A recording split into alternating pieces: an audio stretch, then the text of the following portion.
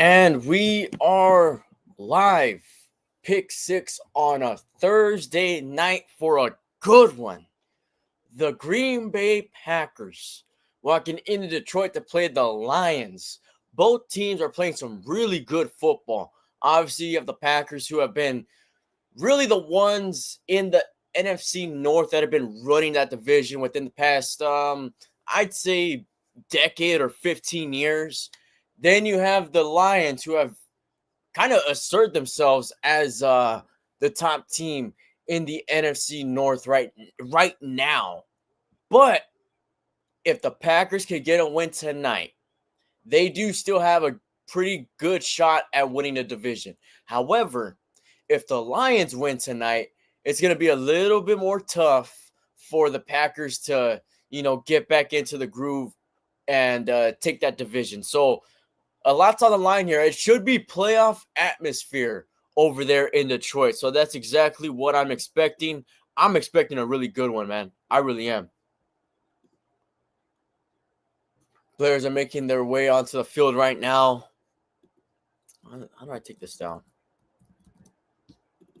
Oh, there you go. Wait.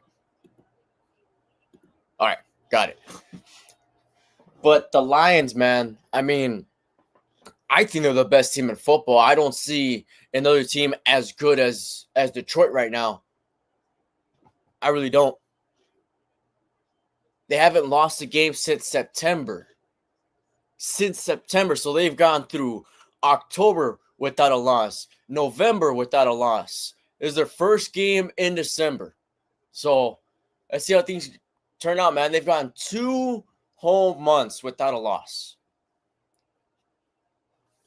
Let's see what else we got this week. We have some pretty solid matchups this week.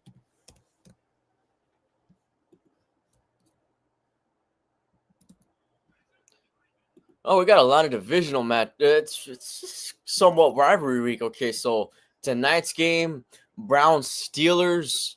You got the Jets and Dolphins. That's really only the 2 divisional games, I guess. And then the Chargers and Chiefs. Chargers and Chiefs is going to be a good one as well. I think. That's going to be since it's in Arrowhead, it's going to be a tough one for the Chargers, man. But I'm not sure who exactly to favor in that one. Simply because it's not like the Chiefs have looked super great, which is weird. Because you're 11-1 and you haven't looked great.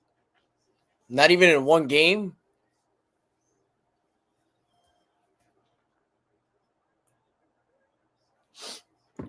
I was going to wear I have a blue and green flannel that I probably should have wore for this game, but oh well. It's a little too late to change that. The Lions last week got their first Thanksgiving win in 7 or 8 years. Let me get the scoreboard up before I forget. I know I'm gonna have to update it at some point, but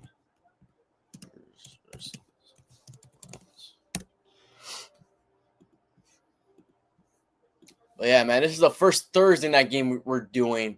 I would have done it earlier, but I didn't have Prime and I didn't know I could get it. I could get a deal on it until now or until last week. So expect to see a little bit more Thursday night games. I might even do some Monday night games as well. But definitely, I think there's only one Thursday night game that I won't do this year. Or for the rest of the year, I should say. Oh, wait. Share screen. Let's see here. All right, that's good. And I'll just update it when it gets there. Oh, Detroit waving towels, huh? But I like the Lions' new uniforms. I really do. They're wearing blue jerseys with the blue pants today. They're all black, so really nice. I mean, the road, home, and alternates, they're really good jerseys. I always like the Lions jerseys and colors and stuff.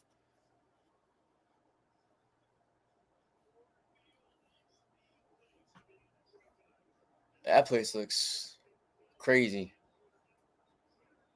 It'd be cool to go to Ford Field one day.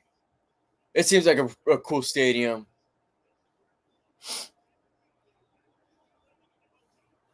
And it was snowing, or had snow in the Tiger Stadium. I don't know what the stadium's called, but there was snow on the field. I think they put tarp over it though.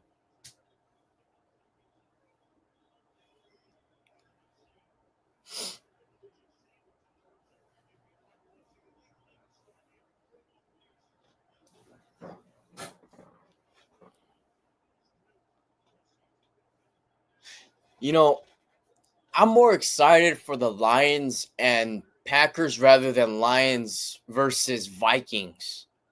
There's just something about it. I don't know.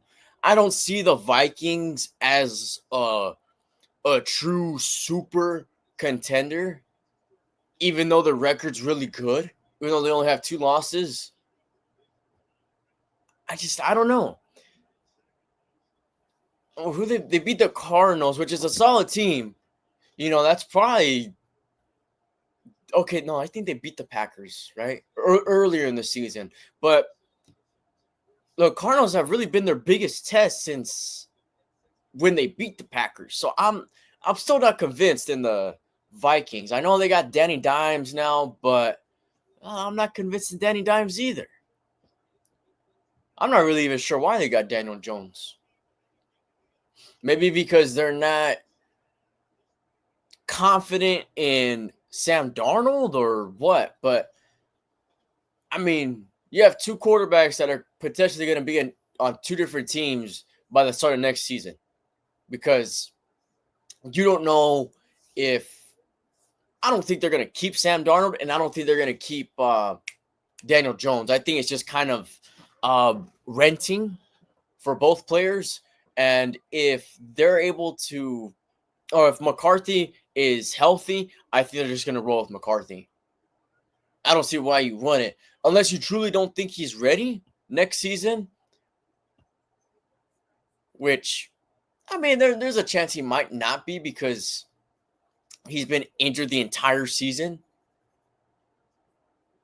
So I'm not sure if he's in the building, kind of learning with the team. Because if not, then yeah, he's definitely probably not going to be ready next season to start.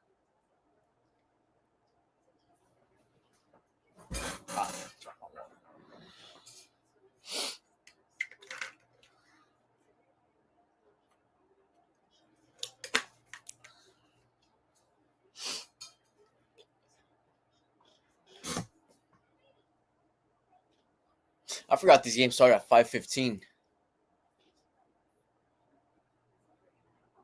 That's crazy, man. To live on the East Coast and have your game start at 8:15 is insane. I guess during the week, it does kind of suck to out here to have a game at 5 o'clock or 5:15, because some people might need to be rushing over and things like that.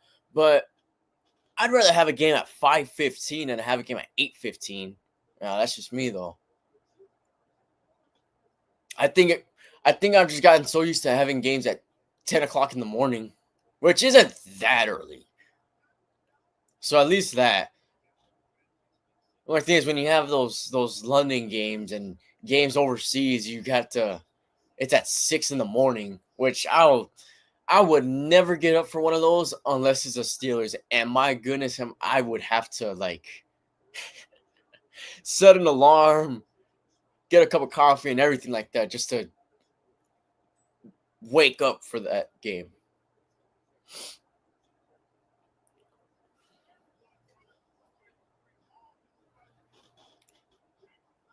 It does kind of suck that we're not going to see any elements here today. It's part of December football. It really is.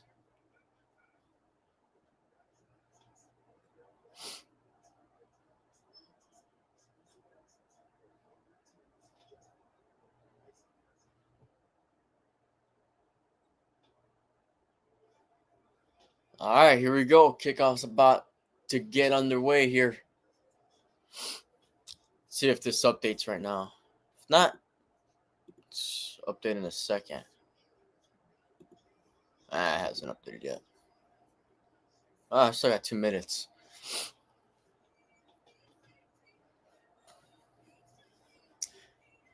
You know, one of the things that I just remembered was like, was it that long ago? Was it 9 years ago? On Thursday night, where Aaron Rodgers threw a Hail Mary against Detroit. They're down by 1, and then he throws a Hail Mary. I think was the tight end or receiver Richard Rodgers as well, something like that. You know, like the Packers really owned that division for a long time in the Rodgers era. They, for years, except the last year and maybe like 1 or 2 seasons in between, where they didn't win the division. I like how it looks. I like how the lights look at that stadium right now. It's kind of like blue on the edges. It's pretty cool. It fits in. That stadium fits in with the rest of the city, how the rest of the surrounding area looks. It's like Lucas Oil Stadium. They built Lucas Oil Stadium to look like a warehouse because of how the area looks around it, which that's cool as well. That stadium's gonna get a Royal Rumble, WrestleMania. It's crazy.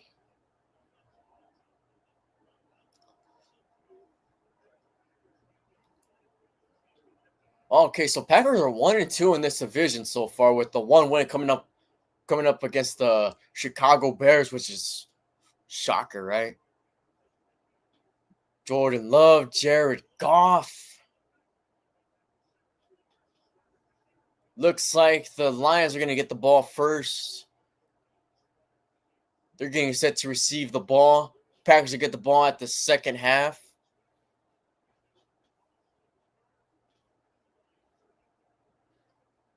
And we're underway. And it is kicked into the end zone for a touchback.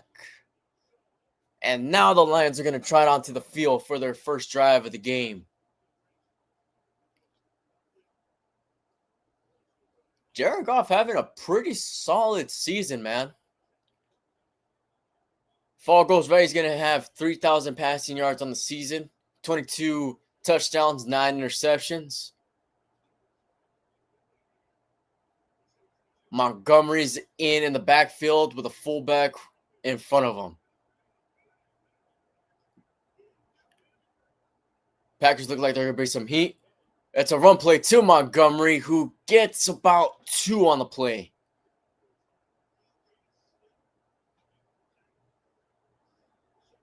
Oh, shoot, was that Montgomery or is that Swift? Yeah. Well, they have that 1-2 punch between Montgomery and Swift. Yeah, I was right. It was Montgomery. All right, Montgomery in the backfield once again. Lions have a lot of people on the line, it seems like.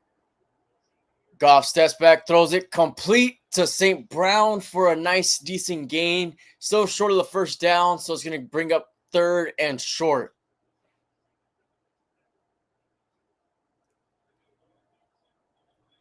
See what the Lions offensive coordinator does here. You go short pass or run. Looks like they might go for a pass in shotgun formation. You have 3 receivers to the right. St. Brown moves to the other side. Goff has it. Time. Throws it to Brown for the first down. Easy. Easy.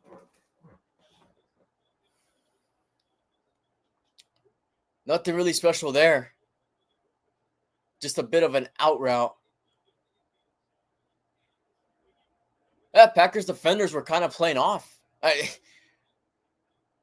don't know why we see that a lot, where defenders are playing so far back from the line. Goff fakes the handoff. Throws it incomplete. He was looking for Brown once again.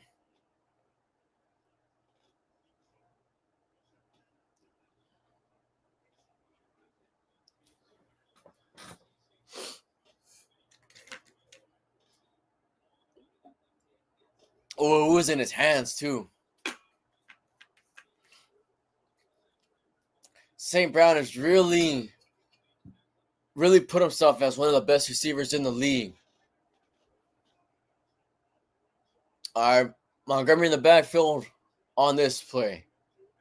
Receiver in motion. The handoff. He able to break some tackles. Moves to the outside. Gets the first down and some change. And we're moving the chains once again. David Montgomery with a nice run.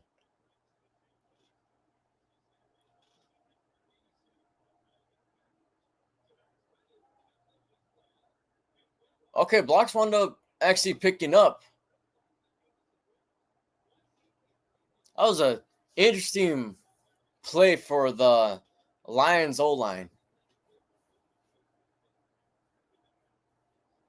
Even hit him with a little stiff arm. All right, Gibbs is in now. Goff fakes the handoff. Throws it to Gibbs, who's able to juke a defender. Turns up the field past the 40, and he's down at about the 42. I'm sorry, the 38. So that's going to bring up second and about 4. Okay, they're switching out again. It's just what they do.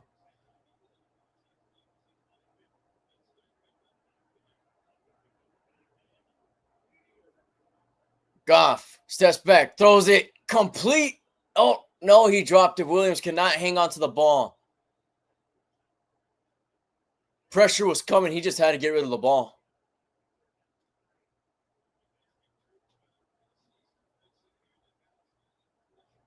By the time he stepped back, there was a defender right on Goff. It looked like he had it for a second. His knee was down, and then that's when he lost possession. So 3rd and 3. Goff is all alone in his backfield. Goff has time. Throws it complete down the field. He's going to turn up to the 10-yard line. That's Williams on the reception for a big gain and a big first down for Detroit.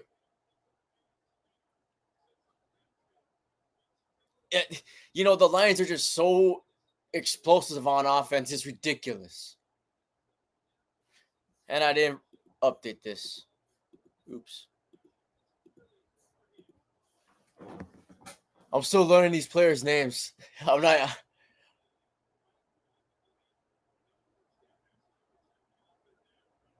Williams in motion. Gives it. Tries to get it to the outside, and he lost a yard. But there's a flag on the play. That might be holding. They gave it to Gibbs that time.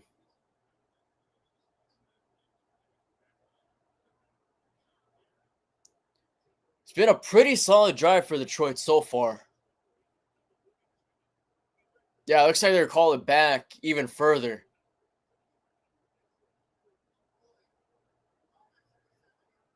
Yeah. Let's hold on the offense. Hey, Gibbs had just no room to run at all.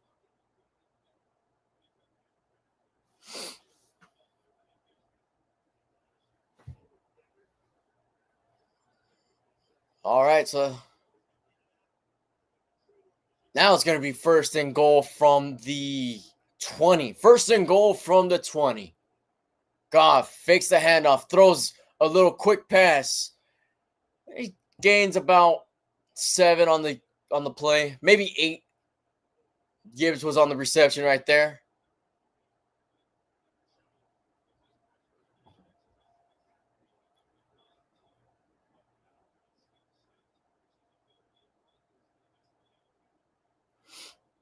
Gibbs and Montgomery were in that play. How about that? All right, Goff and shotgun on 2nd and goal. You have 2 receivers to the left. Goff has it. Packers bring pressure. Goff's able to get it to his tight end complete. And he's down at about the 7. So now 3rd and goal is a little bit more doable. After that penalty, you got a little bit more. 7 yards, one play. It's not too bad. 10 plays, 63 yards. It's a pretty good drive. You want to end it at 7 here. Goff throws it to the end zone, incomplete. There's a flag on the play, so we got to check the marker. He was looking for Patrick.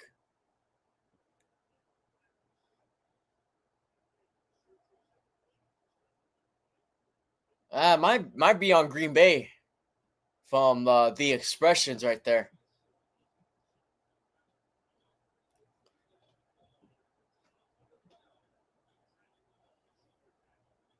See, this is a big call early on, man. Okay, let's see. They're gonna call holding or pass interference. It's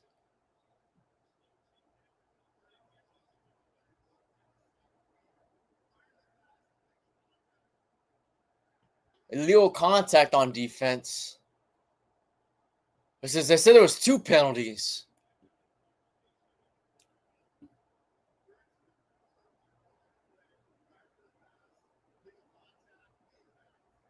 Okay, he said the same penalty.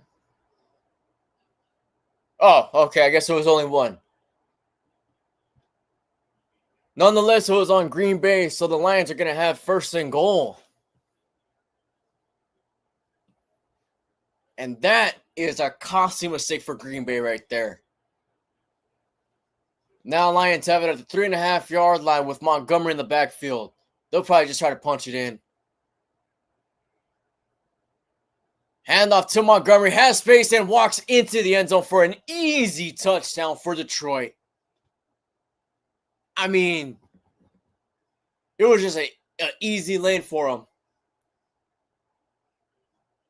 And the Lions are up 6-0 on a really good drive. 11 plays, 70 yards, taking up 5 minutes and 19 seconds on that drive.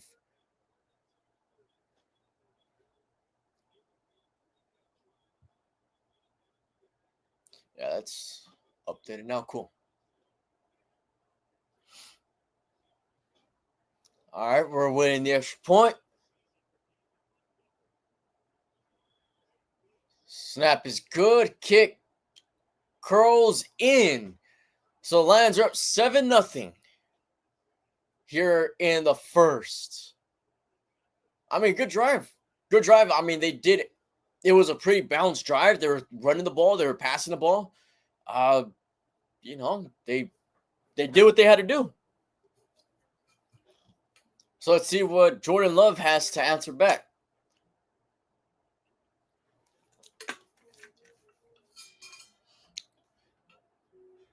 And, the Lions are one of those teams now where if you can't get down by 14 or like 2 possessions because they're just that good.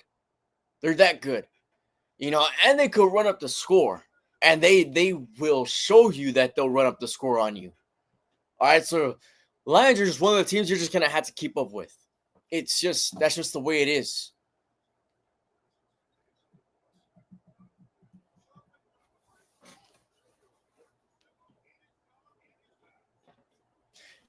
And these Amazon games, I don't know, man. I'm not a big fan of having them on Prime.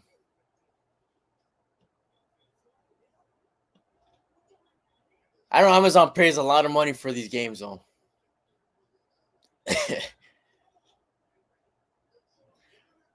Like I said, if the NFL moves to Netflix, I wouldn't mind if it's completely on Netflix, like Thursday, Monday, just all in all, if it's going to Netflix, just go completely there.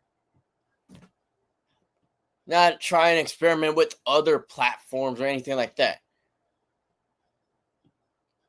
That's just me, though.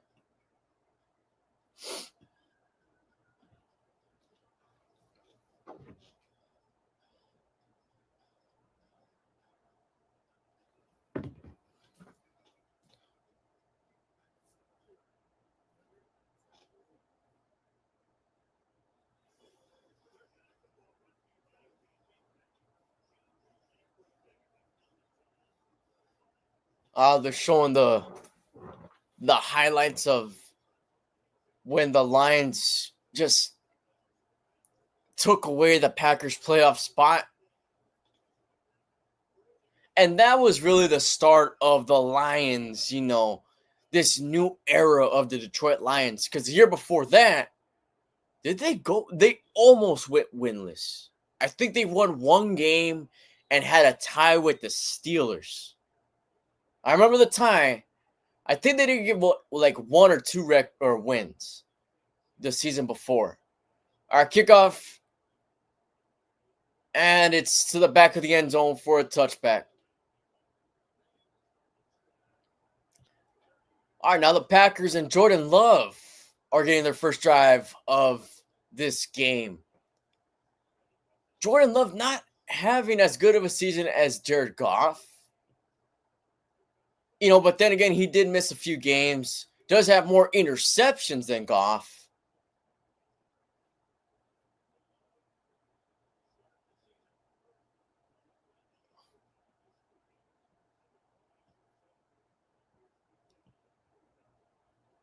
All right. Jacobs in the backfield. Receiver in motion. Love fakes the handoff. Has time. Gets sacked. It looked like he was trying to go deep, but pocket collapsed on him right away as soon as he was trying to get rid of the ball. And that's Smith on the sack. And that is not how you want to start the first play of the game if you're Green Bay.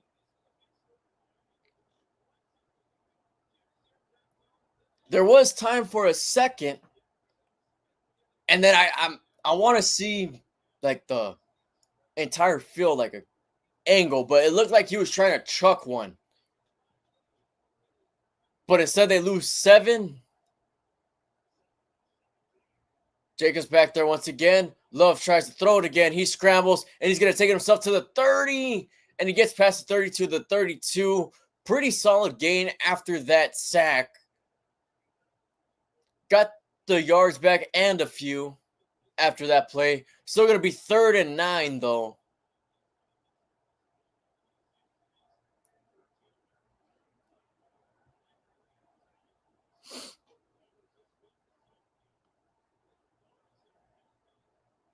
As a fan with one of those big Lions fitted hats. Love and shotgun. You got 3 receivers to his right. Love has it. Lions bring pressure. He gets hit as he throws it. Incomplete. And there's a flag thrown. There's a lot of flags thrown already. Reed was really the only receiver around there.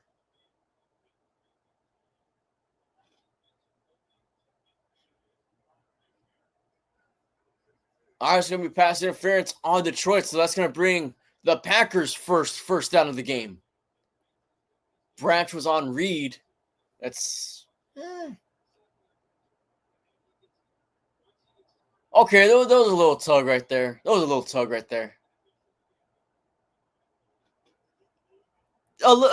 bit of a flop, but there was a tug. Love gets it to hand off to Jacobs. Jacobs tries to get it the other way, and he gets about a yard.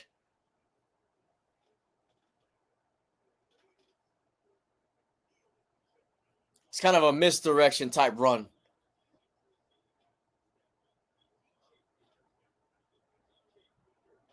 All right, let's see what Matt LaFleur's cooking up. I mean, he's a good coach. I do think LaFleur's a good coach.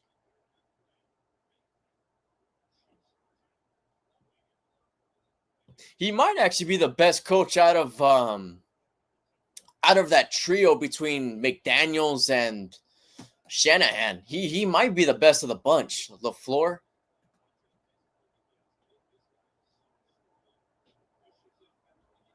Oh yeah, Lions were all over that run.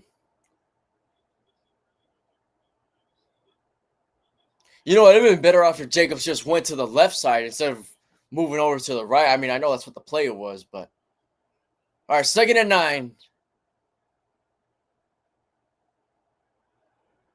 Looks like he's switching up the play a little bit. Love throws it, screen pass. That's a gain of about 3 to Wicks. That's going to be third down for the Packers once again.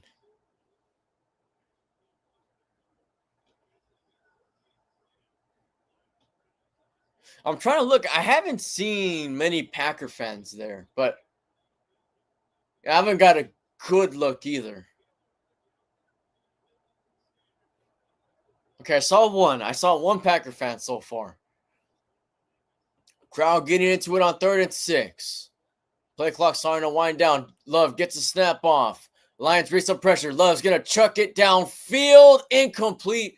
Overthrew his man, Wicks, and that's going to bring 4th down. Love kind of threw it on his back foot.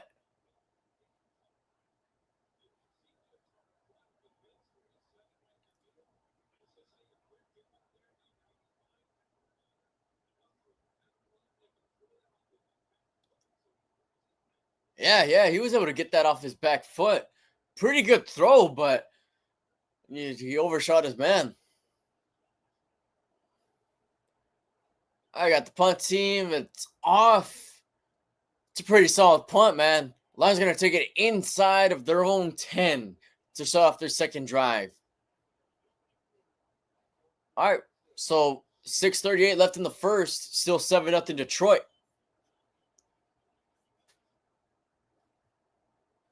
Not too bad. Really, I mean, you couldn't ask for a better start if you're the Lions. For the Packers, not looking too great. Could really use a stop.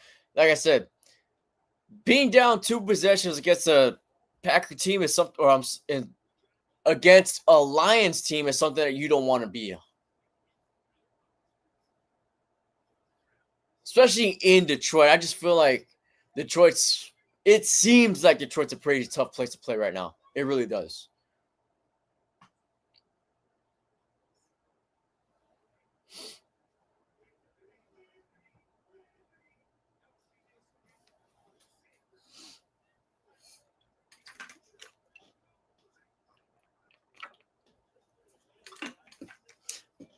See, now I'm curious. Does anybody really even think that the Vikings can win the division? I mean, other than Viking fans, do people really think that they could win the division? Because I don't hear anybody saying, wow, watch out for the Vikings. Vikings are a real threat. I have heard nothing, nobody say that the Vikings are legit. And they're the 5th seed in the NFC with 2 losses. 2. So right now we have 3 teams in the NFC North that are in the playoff picture. Obviously the Lions, 1st seed with 1 loss. Then you have the Vikings, 5th seed with 2 losses. And then you have the Packers in the 6th seed with 3. Hey, it's tough. It's tough to be in the playoffs right now in the NFC. Short, I don't even know who the 7th seed is. Let me check out who the 7th seed is. See standings. There we go. That's not what I was hoping to see. All right, well, it gave me the freaking division. I don't know why. It gave me only the divisions. Yeah, whatever. But I don't hear anybody saying that Minnesota is a true threat. We got Gibbs in the backfield.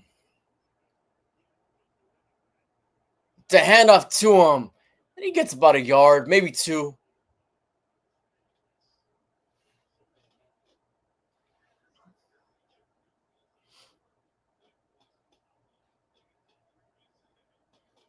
And as crazy as it is, both of the Lions running backs are having really good years. Even though it seems like they share carries, they're still both having some pretty solid years.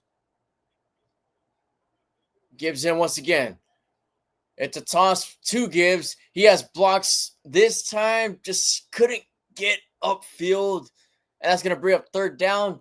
A decent gain of about 3.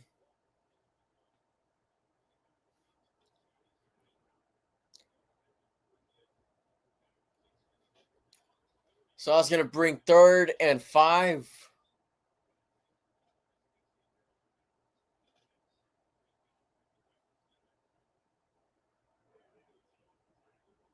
Packers have 5 defenders at the line. Let's see if they bring them. Okay, they bring a 5-man rush. Goff is going to get sacked. Goff was looking downfield, looking at all of his options. Just one couldn't get open. All right, the Packers needed that stop. They did.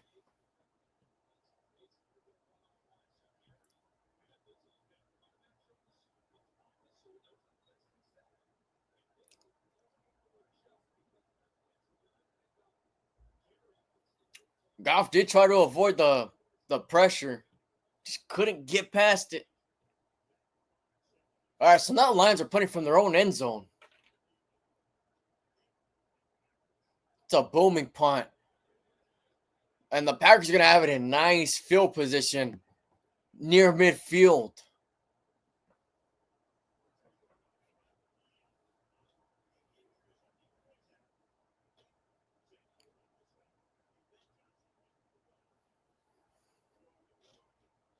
Wow, the Lions defenders or defense is dealing with a lot of injuries. Obviously, Hutchinson went down in that game against the Cowboys.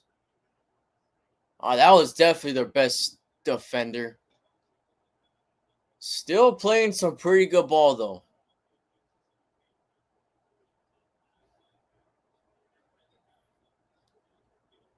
All right, Love has Jacobs behind him. Packers really taking their time here. It's a handoff play to Jacobs. Jacobs gets a nice hole for a solid gain of about 6.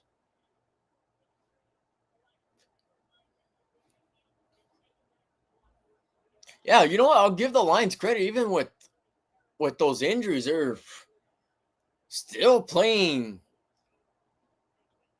a really good brand of football. The best brand of football in the league right now.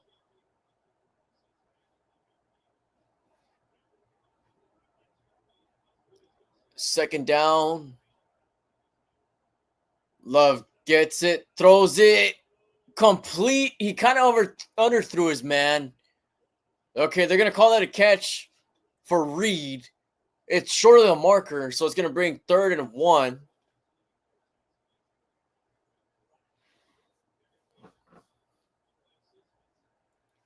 No, they're going to call it incomplete.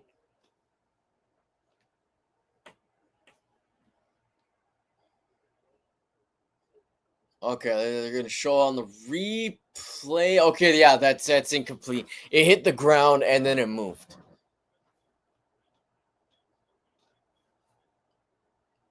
It was still very much a catchable ball.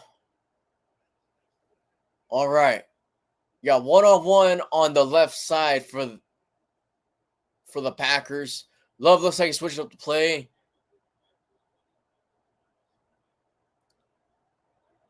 Packer in motion. Love gets the snap. Lions bring pressure. Love tries to get away from it. He cannot. Throws it incomplete to the ground. Lions are bringing the heat. And Jordan Love has no answer for it. Or he's trying, but just nothing's working when the Lions bring that heat and the pressure. Okay, 4th and 5. Offense is still out there. Let's see if they actually go for it. It's around midfield. You could get them to jump off sides, and that's the first down. So let's see what they do here. I don't expect them to actually run the play. Man in motion. They're not running the play. They're trying to get him to jump.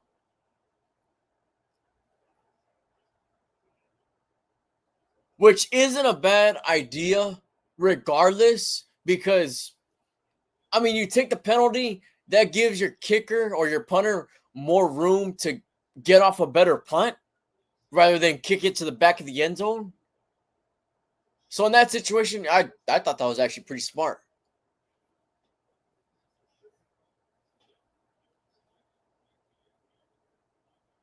I wouldn't say it's a win-win situation, but you know, you can't complain too much. I know there was a one time a few years ago where the Jets were trying to get a penalty and Belichick just kept declining it. All right, punts off, and Lions get it from their 10. But yeah, the Patriots. I'm sorry. Were they playing the Jets? One of those teams. They were trying to punt the ball. It was, I mean, the game was a blowout, but they're trying to punt the ball, and they wanted more room for their punter, so it wouldn't be a touchback.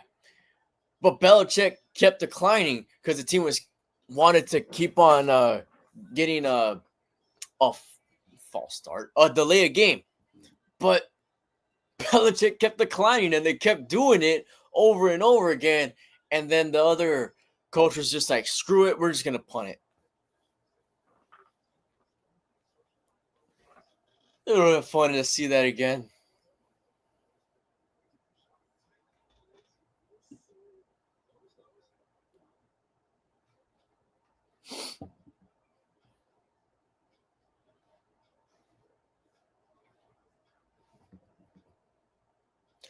Hey, you know what? A few weeks ago, they showed a commercial with the Watt brothers that was actually a pretty good commercial.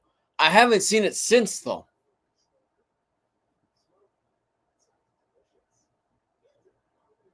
It was a Christmas commercial.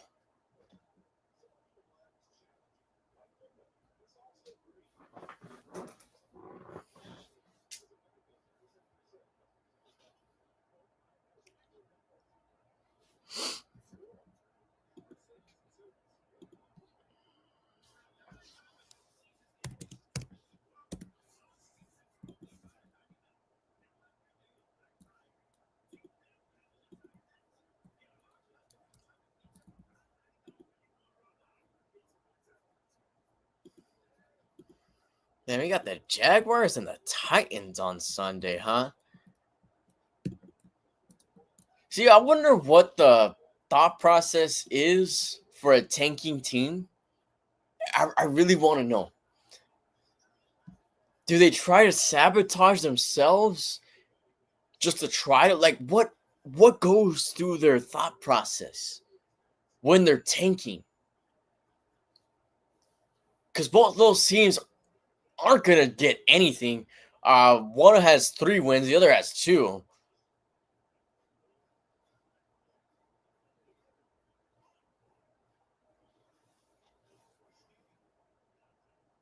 All right, Goff steps back, throws it complete to Williams. Williams tries to get past the defender, cannot. Still a solid gain. Hey, I don't know why the camera cut so close to the play. It's like the snap came off, and then that's where the camera cut in back to the stadium. So I was getting a 6. Gibbs in the backfield. Packers bring 5-man rush. Goff able to scramble to the right, throws it out of bounds. You just throwing it away.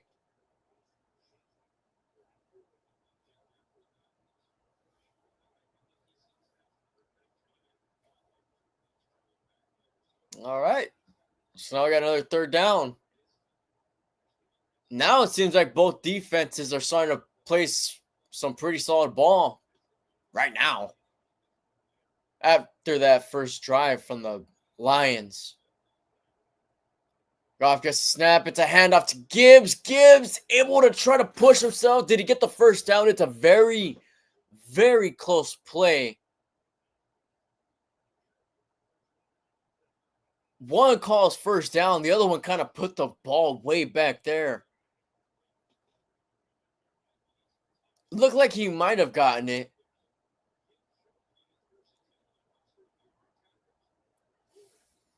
Okay, if it was on second effort, if he did get it. I don't think he got it the first time. All right, so we're gonna say first down. Challenge flag is thrown from the floor.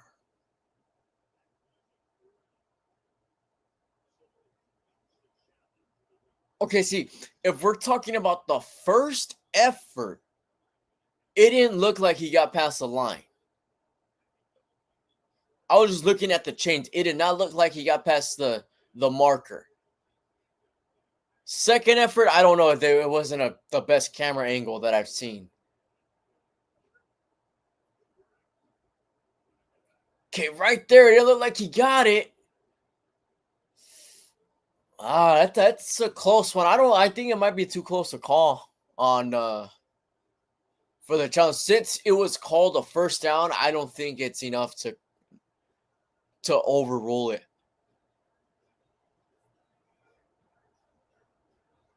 I mean, maybe if he was able to twist himself going to the ground, he probably passed it, but I didn't see it.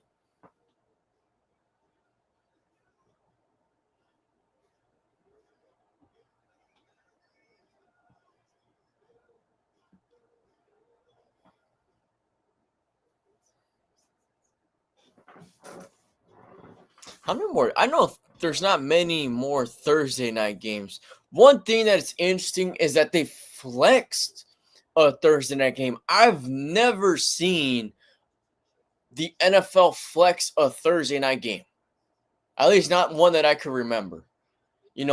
Because Thursday night games are always set in stone no matter what, which that makes sense because it's a short week. So how are you gonna, organize all of that and then just give a team a short week? I mean, I guess they have a few weeks notice, but I forgot what game they flexed out. I know the game that they flexed in was the Chargers and Broncos, which is a good game, a good prime time game. I'm not complaining. But, I don't know. It's a little weird to me that they flexed a Thursday game. And if that's the case, why did they not flex out any of the Thanksgiving games? Those games, none of those games were good, except for the Bears and the Lions. That actually wound up being a pretty decent game. I wasn't expecting that game to be good, though.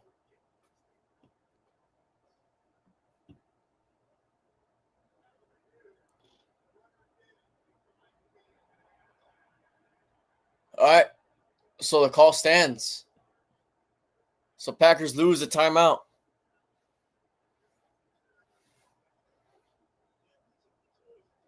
See, that's what I'm saying. When it was a different day, I've never seen it get flexed out.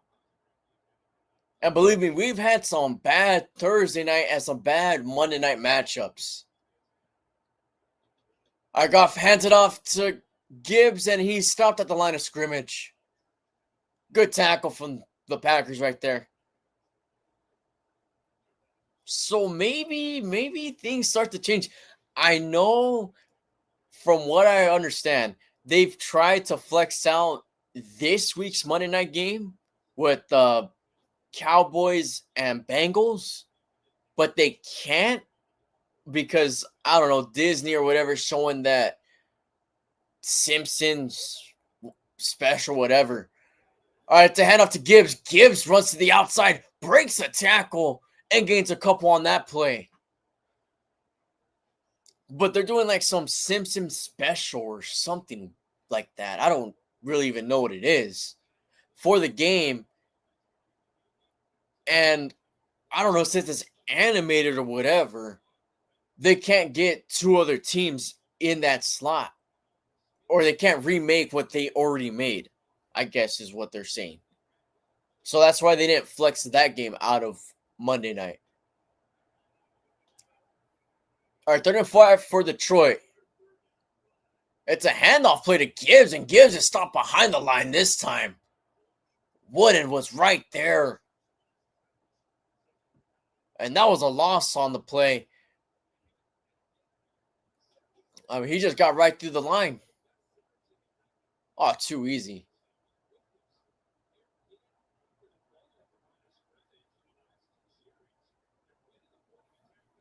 It was just like nothing for him. Shoo. All right, so we got Fox on the punt. Bit of a weird snap. Oh, to get the punt off pretty well. That's a fair catch, but there's a flag on the play.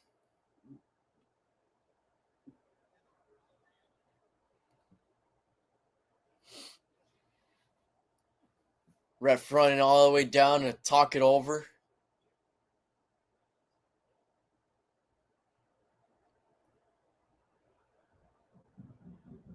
Okay, looks like it might be on.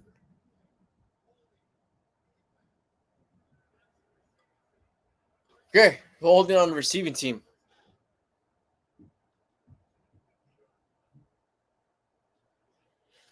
Yeah, since they're doing that, in Simpsons animation, because they're doing that,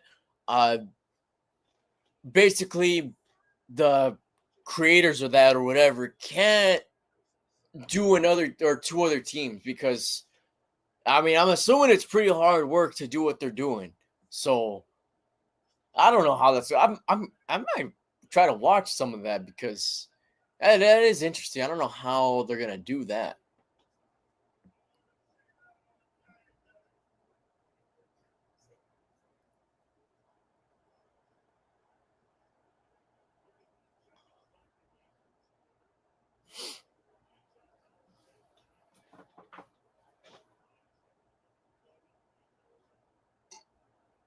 All right.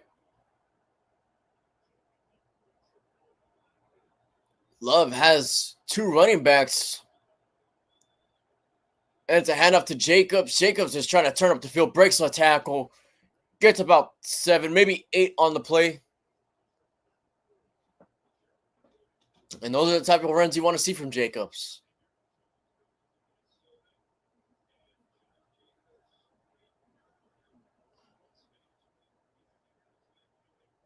That might have been the last play of the first quarter. Let's see if the Packers try to run anything.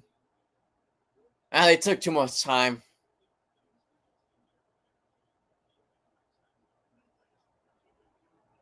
Yeah, that's the end of the first quarter. So we got 7-0. Detroit.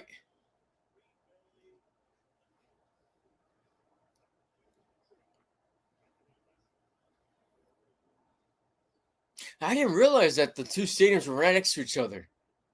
That's cool. I know they have that in Kansas City. They used to have that in Oakland when they had teams. Hey, man, you know what? I think it's sad the fact that Oakland lost all of their teams. They don't have anybody anymore. They used to have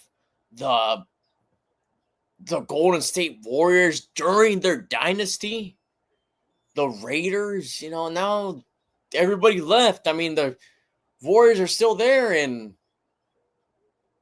up north, but it's in San Francisco. Maybe later down the line, a team will go back to Oakland. I don't think it's impossible.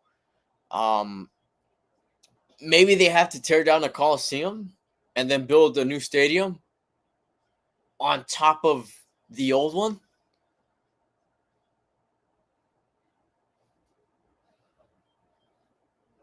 Oh, it's Rams and Niners next week. Okay, that's a pretty good Thursday game.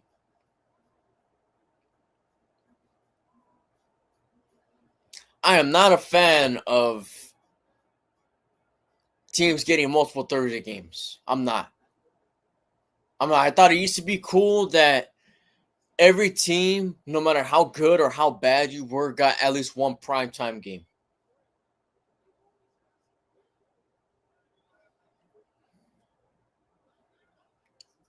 which would be the Thursday games, but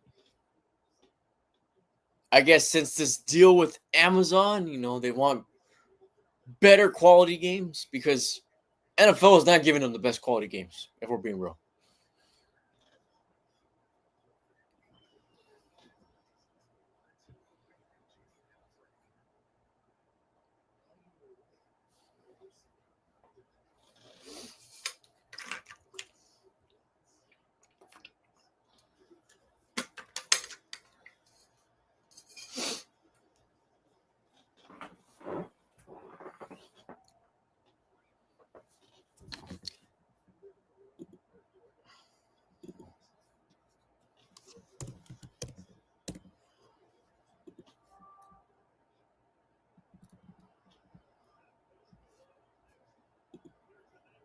They're advertising again. Brock Purdy, Matt Stafford next week.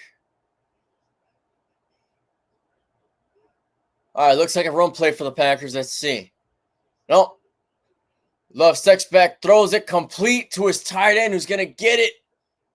Oh, he fumbles the ball. I think he might have been down, though. Detroit got the ball. Watson fumbled it, but I don't know. His elbow might have been down.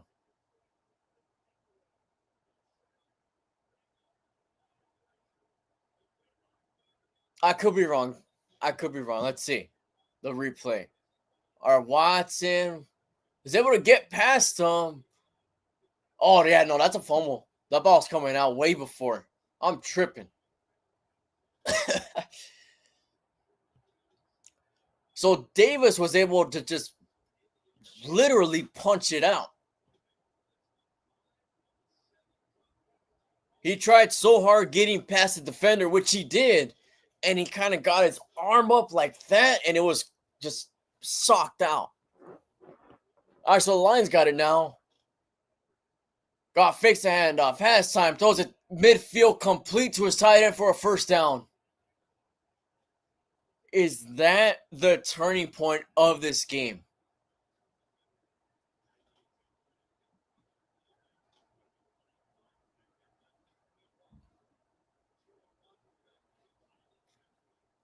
I mean, the Packers have not been moving the ball. One first down. And that first down was off a penalty.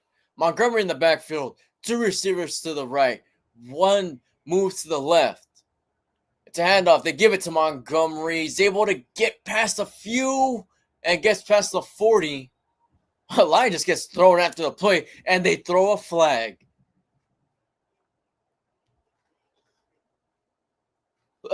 A Lion old lineman just got thrown after the whistles blew dead.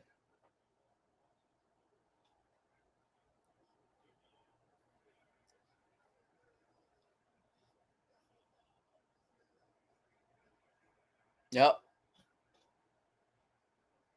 That's something you don't want to do. I mean, when your offense is struggling the way that the Packers are, you're just going to give them free yards off of something kind of... Okay, that might have been a little bit of a flop, but...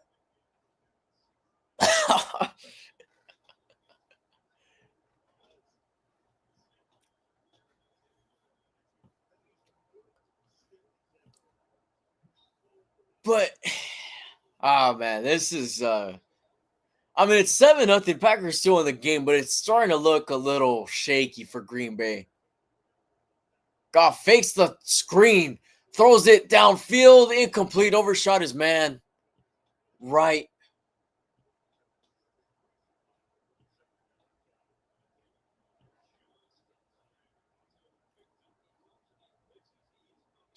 And Lions got some pretty crazy plays, man.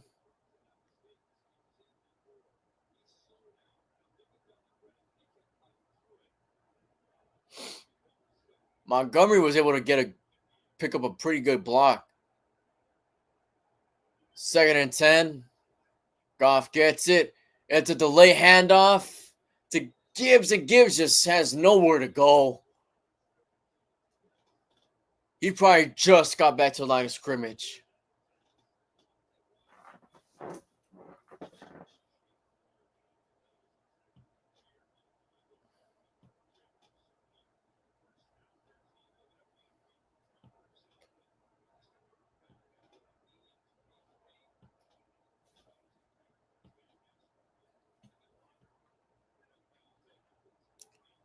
All right, Lions in shotgun on 3rd and 10. Packers look like they're going to bring some pressure. It's a 4-man rush. Pocket collapses. Throws it incomplete. Goff got hit on the throw, and that's going to bring out the field goal unit for Detroit.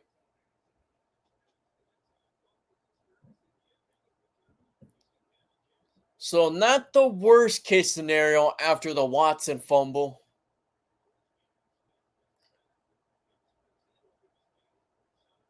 Bates for the field goal. 19 for 20 in this season from 43 yards. Snap is perfect. Kick hooks a little bit, but it hooks in. So the Lions are up 10-0 with 13:01 left in the second quarter. And off of a short field, the Lions couldn't cash in as much as they could have.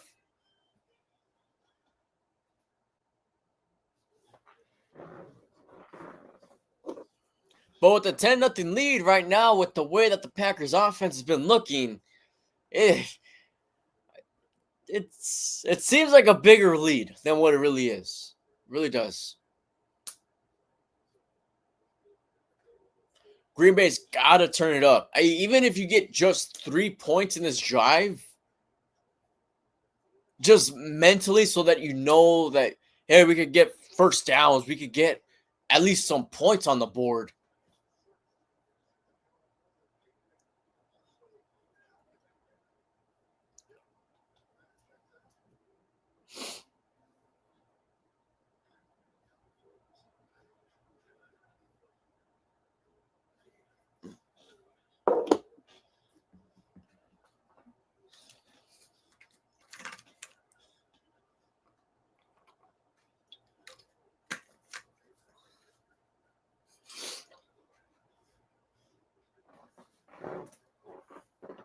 You know what I have to watch? I have to watch Hard Knocks.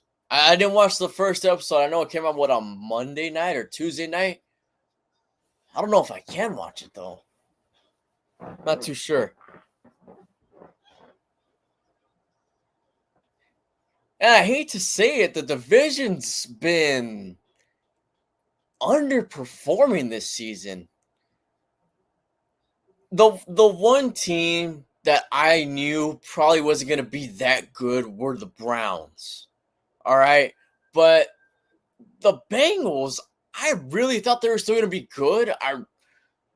Honestly, I thought it was going to be tough for the Steelers to compete with the Ravens and Bengals, but they're underperforming as well. Baltimore is not looking like Baltimore from last year, definitely.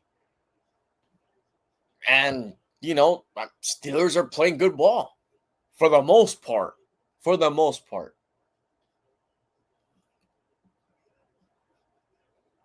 I'm still not fully convinced that they'll win the division. Okay, I still got to see. I don't know. It's been a while since we've seen the Steelers this good. If you want to bring up that 11-0 Steelers, if you want to bring up that season, I don't really want to bring it up.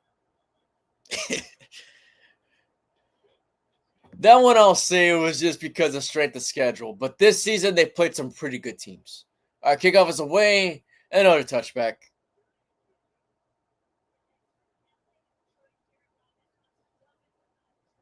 And I tell you, I haven't seen that many returns. As far as the games that I've watched, I haven't seen that many returns.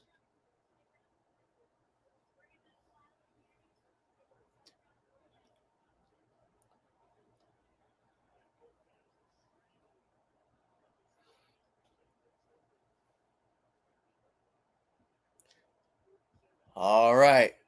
First down for the Packers. They have 2 receivers to the left. Jacobs to the backfield. It's a handoff to Jacobs. He gets about 4 on that one.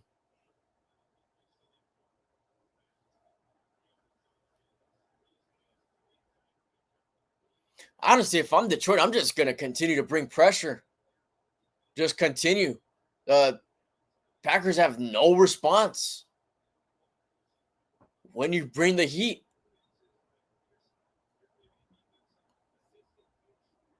All right, so we got a 2nd and 6 after that run.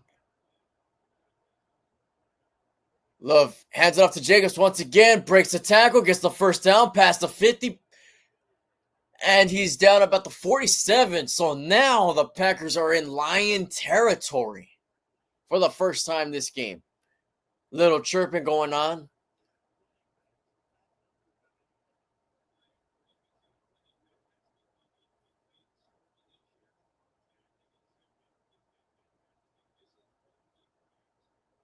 I mean, just keep handing Jacobs the rock.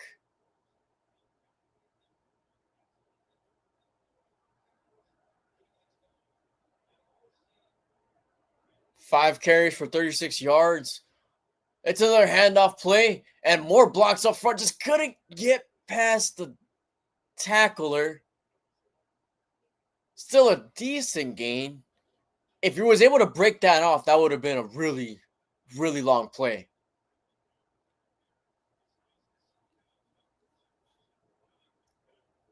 Still a gain of 7.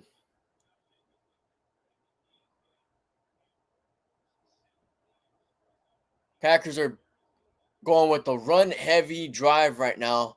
I don't blame them one bit. It's working. All right, play clock running down a little bit. Man in motion. It's another run play. And he's trying to fight for the first down. He got it. He got it.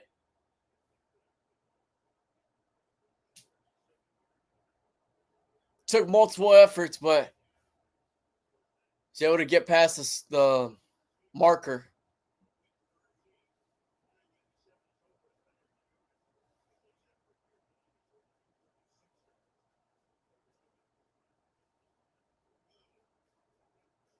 You know, Packers are just one of those teams that they never need to get New Jersey, and they probably will never get out of Lambeau Field. And I don't think anybody would complain.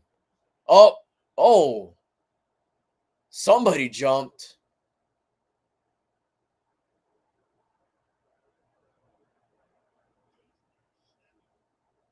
Jordan Love just got pushed down.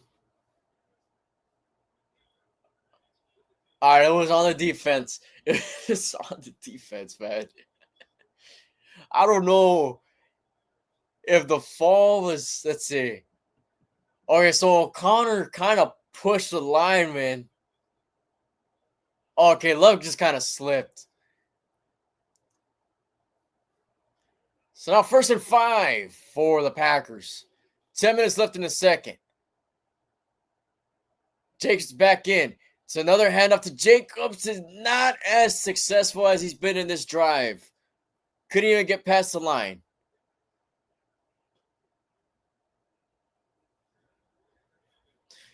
Yeah, they will never need to rebrand, never need to change their jerseys. The stadium's too iconic to get rid of.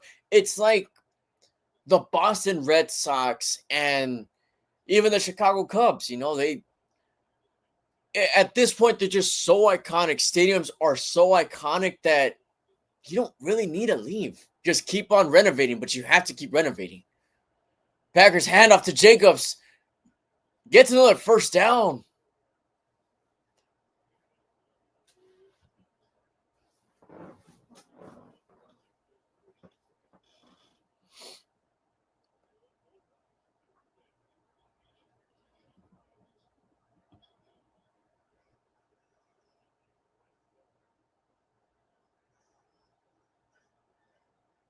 And since the owner of the Packers is the Green Bay fans, it's going to be a little hard to actually get a stadium.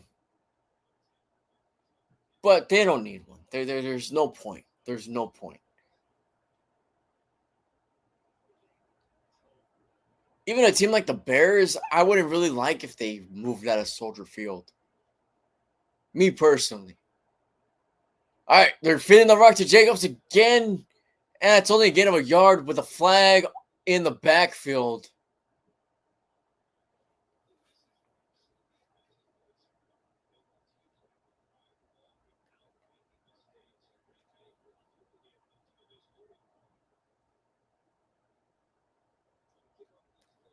All right, it's coming back. It's going to be holding on Green Bay.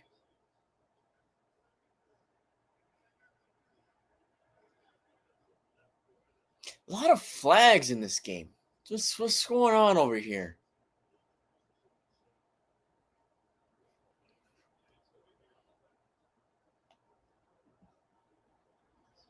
Oh yeah, that was definitely holding though.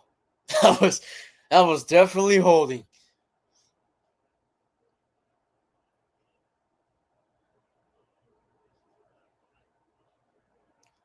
I guess there hasn't been that many. So 8 penalties in total. It feels like a lot more. So that sets the Packers back 10 more yards. Love drops back, has time, throws it complete to his tight end, who gets hit immediately as he gets the ball. Decent gain.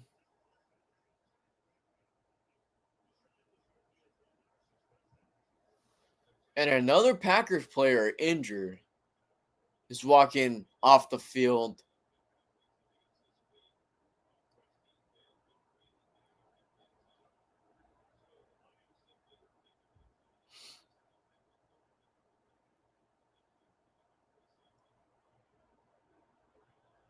Second and 12. Love fakes the throw, fakes the handoff, gets pressured, scrambles, turns upfield past the 20, gets the first down, and runs out of bounds.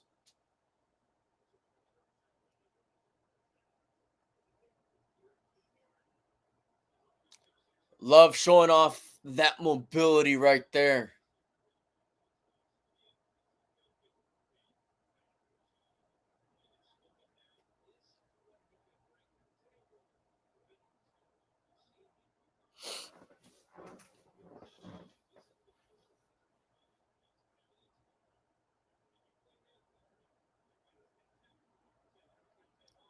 All right. Looks like Jacobs is back in. They're going to give it right back to Jacobs, who gets hit at the line. There's a flag. Another flag. It's all these penalties.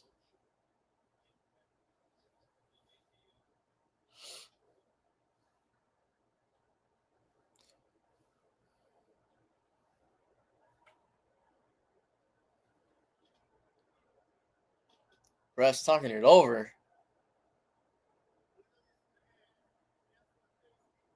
This time it's on the Lions. So now the Packers have it first and goal.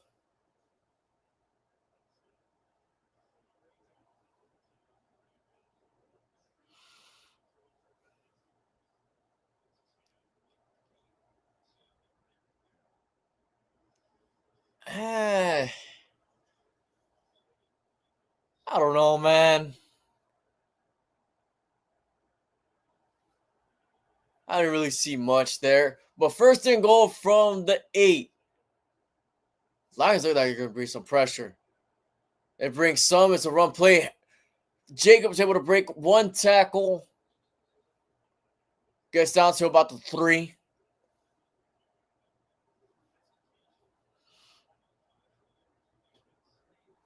Hey, got some more chirping. I like this. This is a straight playoff rivalry atmosphere, and this is what I like.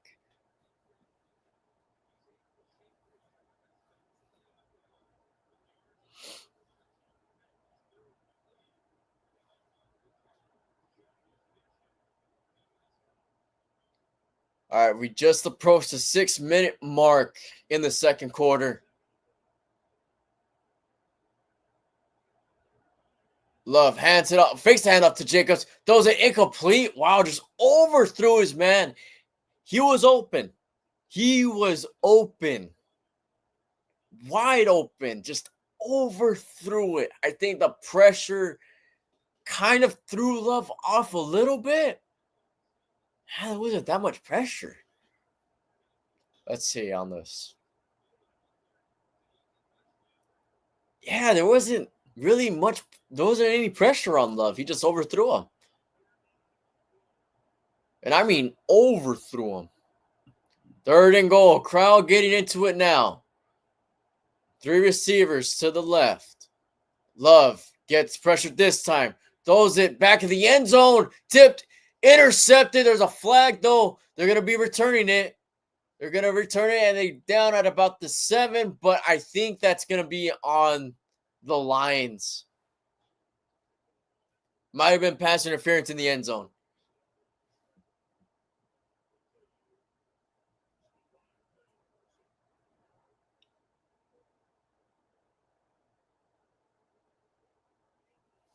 Okay, refs are talking over. I didn't really see anything.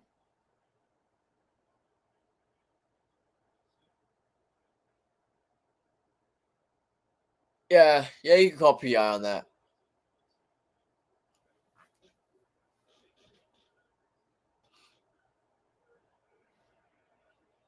All right, golden opportunity for the Packers here now.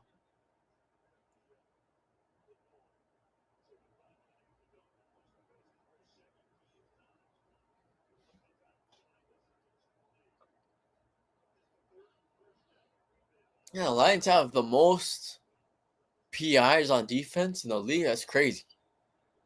All right, just punch the ball in from the 1. Just punch it in with Jacobs. It's a handoff to Jacobs, and yep, they punch it in. And the Packers are right back in it. They needed that drive for the touchdown. Jacobs. Nice drive. 12 plays, 70 yards, 7.5 minutes on that drive. Really good execution for the Packers right there. And I mean, after showing really nothing the first quarter, they needed that. They needed that.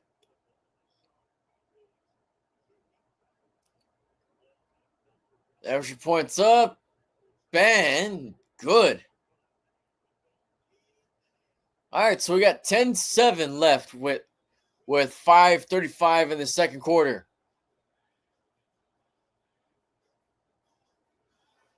That was just too easy for Jacobs. Too easy.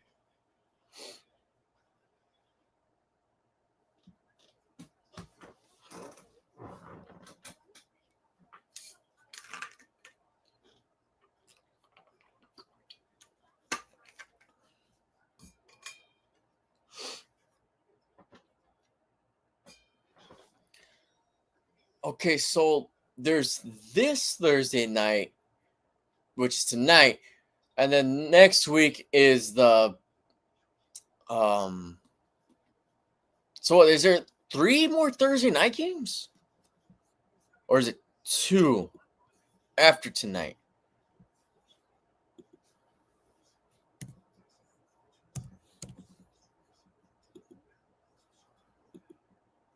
Let's see if it shows it here.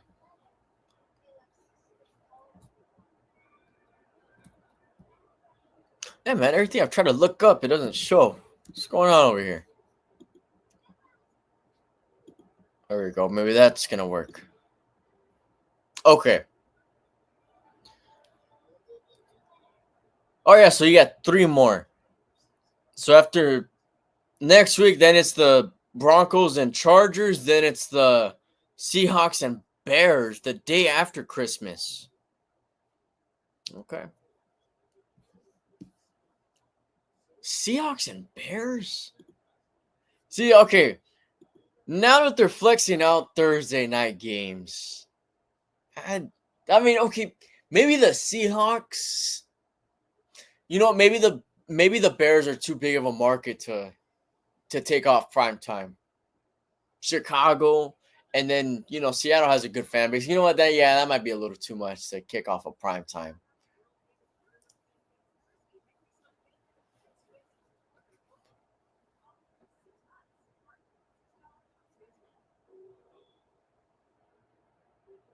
$6 at IHOP.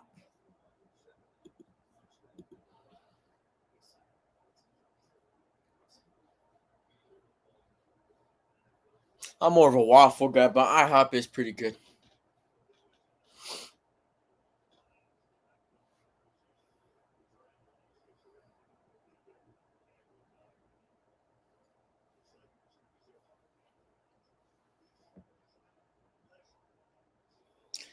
crazy to see how much Jared Goff's career has been completely resurrected, because the Rams just really just gave up on Jared. And it seemingly came out of nowhere. At least I wasn't expecting it at the time. I remember when that trade happened, everybody was just kind of shook.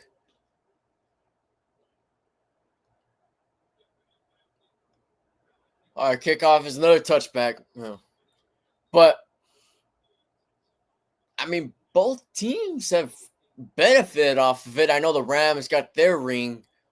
Lions could very much get the ring this year or next year. I mean, they have a pretty. They're going to be good for a while, it seems like. Sorry, I couldn't skip this. What?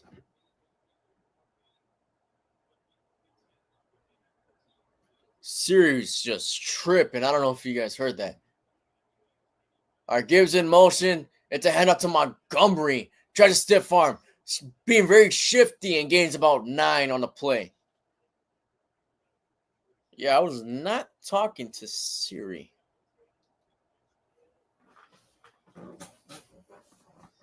See, iPhones are weird, man. iPhones are weird. I didn't even say her name or anything.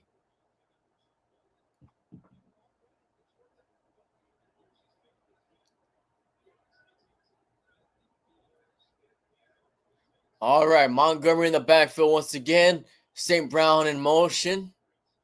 Fakes the handoff. Throws it midfield complete to Williams for a nice chunk play and a Lions first down.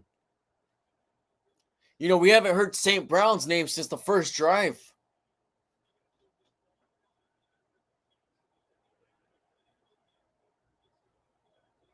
Lions already in Packer territory. Goff gets the snap, throws it to Montgomery, who's going to get blocks, turns up the field a little bit, and gains about 4, maybe 5.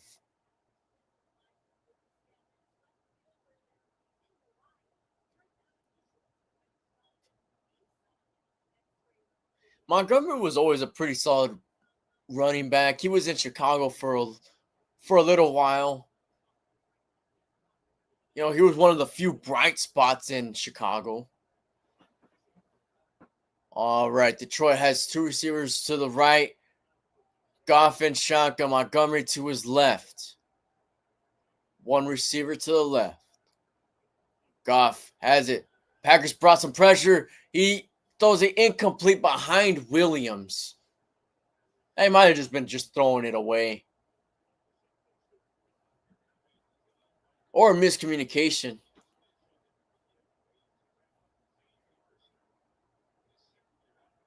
So time of possession, the Lions dominated in the first quarter. Second quarter, I mean, the time of possession has been dominated by the Packers. So 2 very different quarters. Usually we say halves, but quarters. Got fixed handoff, gets pressured, avoids the sack, throws a check down to Montgomery for the first down. Nice play from Jared.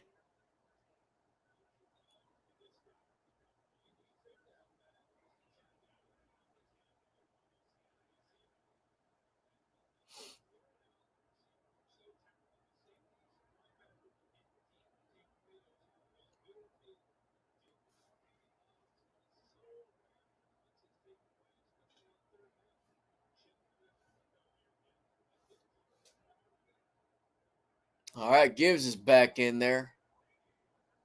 Goff gets it, fakes the handoff, rolls right, pump fakes, throws it complete to the tight end for another first down. Man, and these Lions are answering right back. That's what it seems like. And some more chirping, some more pushing going on over here. All right, they're able to break it up. Tensions and emotions are high in this game.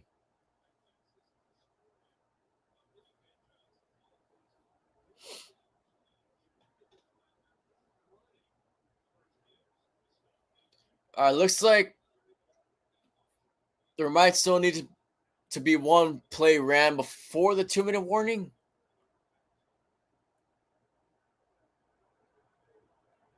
The play clock and the game clock's like half a second difference. But they are going to need to run a play. All right, they do. The handoff. Sims tries to run outside. He's still able to get a few, maybe two on the play. All right, now we have 2-minute warning with 1:53 left in the second quarter.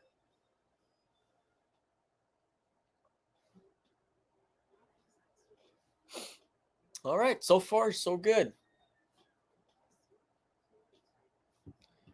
I think both offenses put up more points in the second half. I think things start to heat up in there in the second half.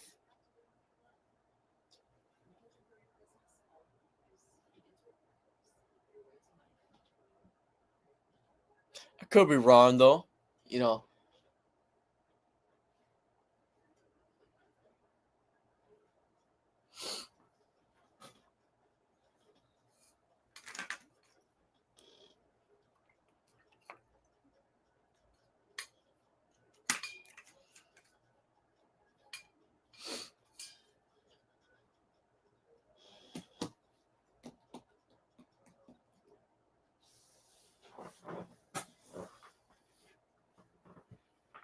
So I didn't watch Hard Knocks, but I heard that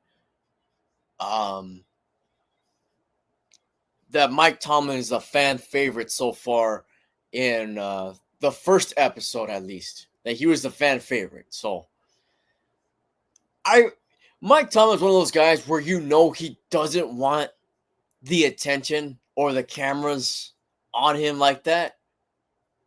That's probably why I'm sure that the Steelers have been asked to do Hard Knocks.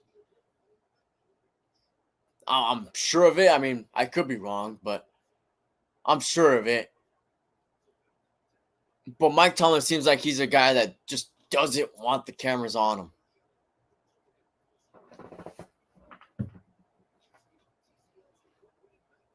I don't even think he likes getting the press conferences after the game.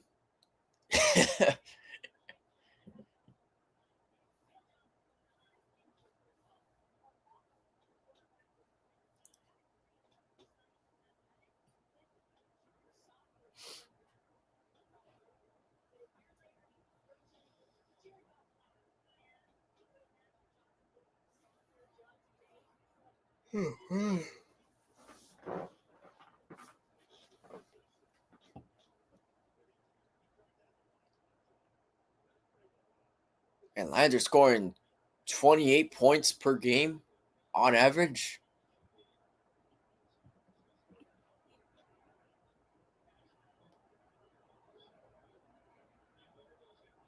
All right, both receivers move to the right. Goff gets it. Quick pass. Complete. He turns it up past the 5 to the 4. Laporta with another first down.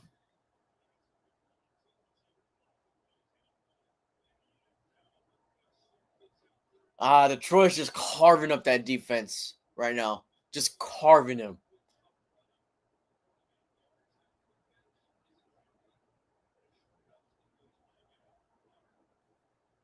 That play was pretty well executed.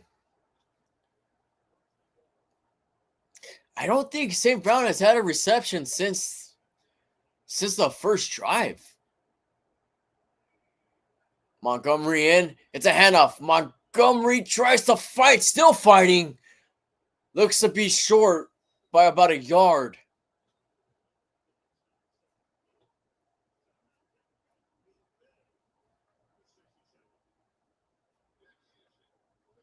Pretty solid run, though. Green Bay takes their second timeout. This is the first time using a timeout, though. They lost their first off of a challenge earlier in the game.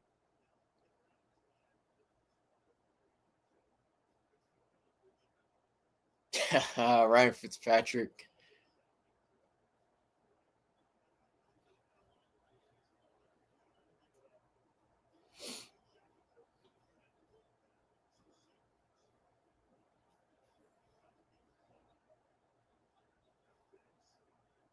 It was always crazy seeing Fitzpatrick beating Tom Brady every now and then. When he was with the Dolphins. Oh, quarterback sneak for Jared Goff. Very close. They're going to call a touchdown. They're going to call a touchdown on the play. I don't think anybody was expecting a quarterback sneak. That threw me off as well. I mean, they're gonna review it. No, they're okay. No, yeah, they're gonna call him short. I didn't think he got in either.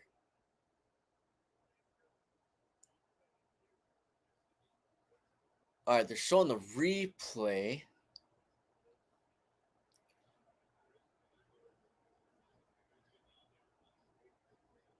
Yeah, that's like just short.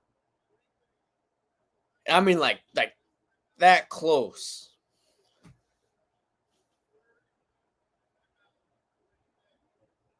All right, so the Packers use their final timeout.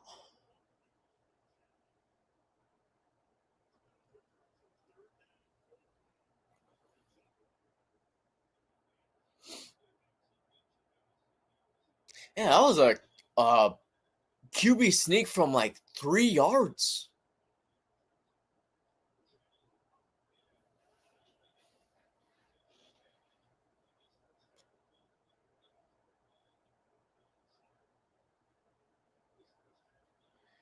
Okay, for the Lions, I think you're at a point where even if you don't get it right now, you're just gonna go for it on fourth.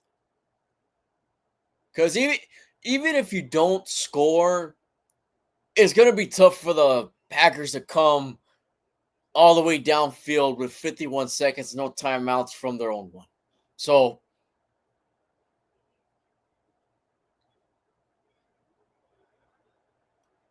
man, that football's like right there at the goal line.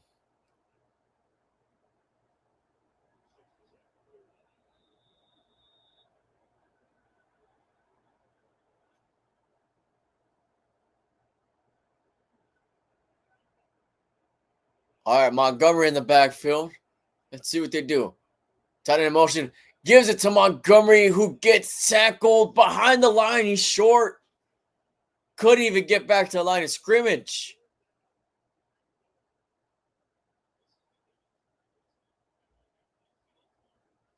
Or, another thing you could do if you're Detroit is just completely let the clock run down and then either go for it or kick the field goal with 5 seconds left.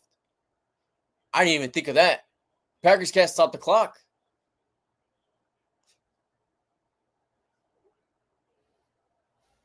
Yep, take your time. Yep.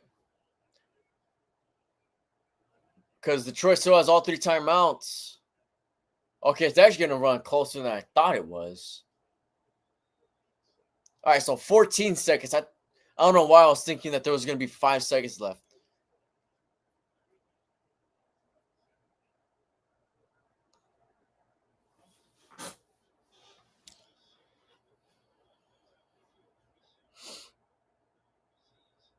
Yeah, I'd still say screw it and go for it.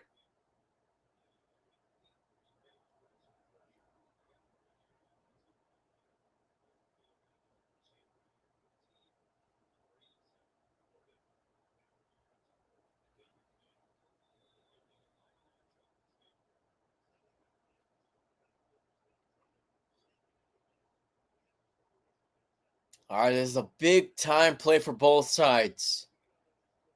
Lions bringing in a really interesting formation. Goff gets a snap, throws it complete, end zone touchdown.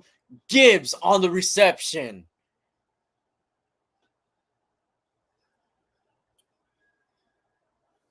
Campbell rolled the dice a little bit, and it paid off for Detroit. And now they're up by 2 possessions once again.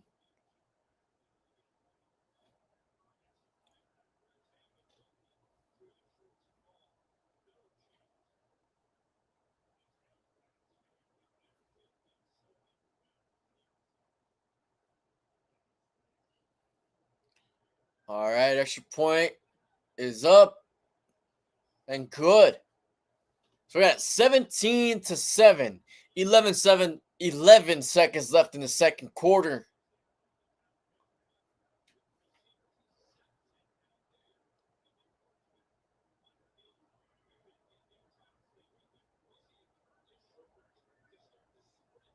Yeah, Gibbs just had a simple route.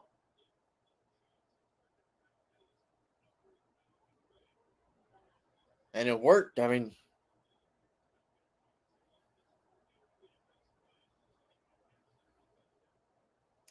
good news for Green Bay is that they're going to get the ball back. That's the good news for the Packers.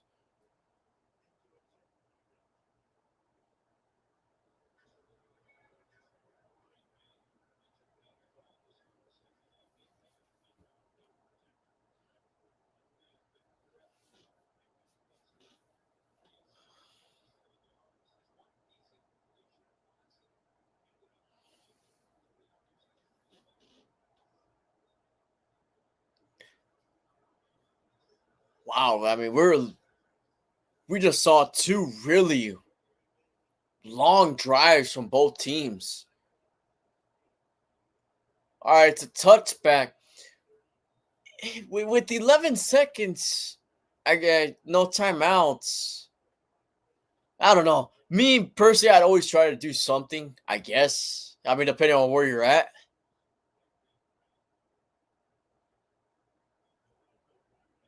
Looks like they're just going to go for a knee down, for a kneel.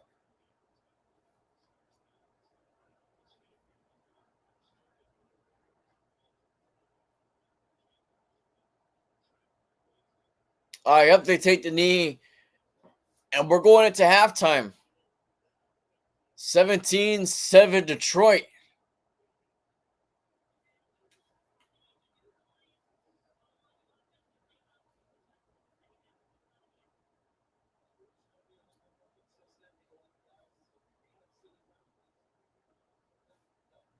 Three completions in the first half?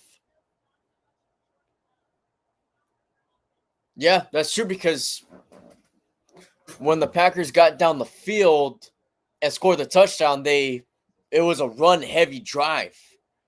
But yeah, that makes sense. Haven't had success passing the ball. And that's got to change.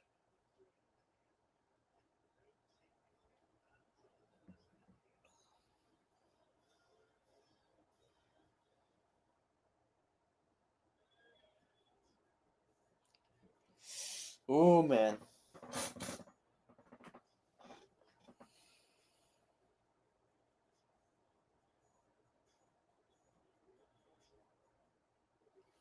I think it's starting to show just who the better team is. I think so. I do. I could see the Packers keeping themselves in the game right now, but the Lions offense is just doing too much to that defense. With that long drive, I mean I guess both teams have had long drives, but yeah, they're just it's gonna affect them towards the end of the game. I know they'll have halftime to rest and what have you, but those long drives are gonna hurt.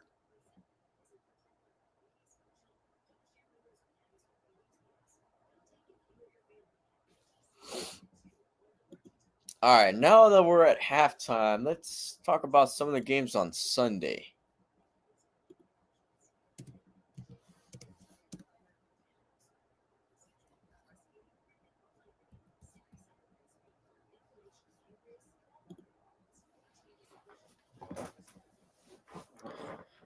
All right, so on Sunday for their early slate, we have the Saints and the Giants. Um, in New Jersey.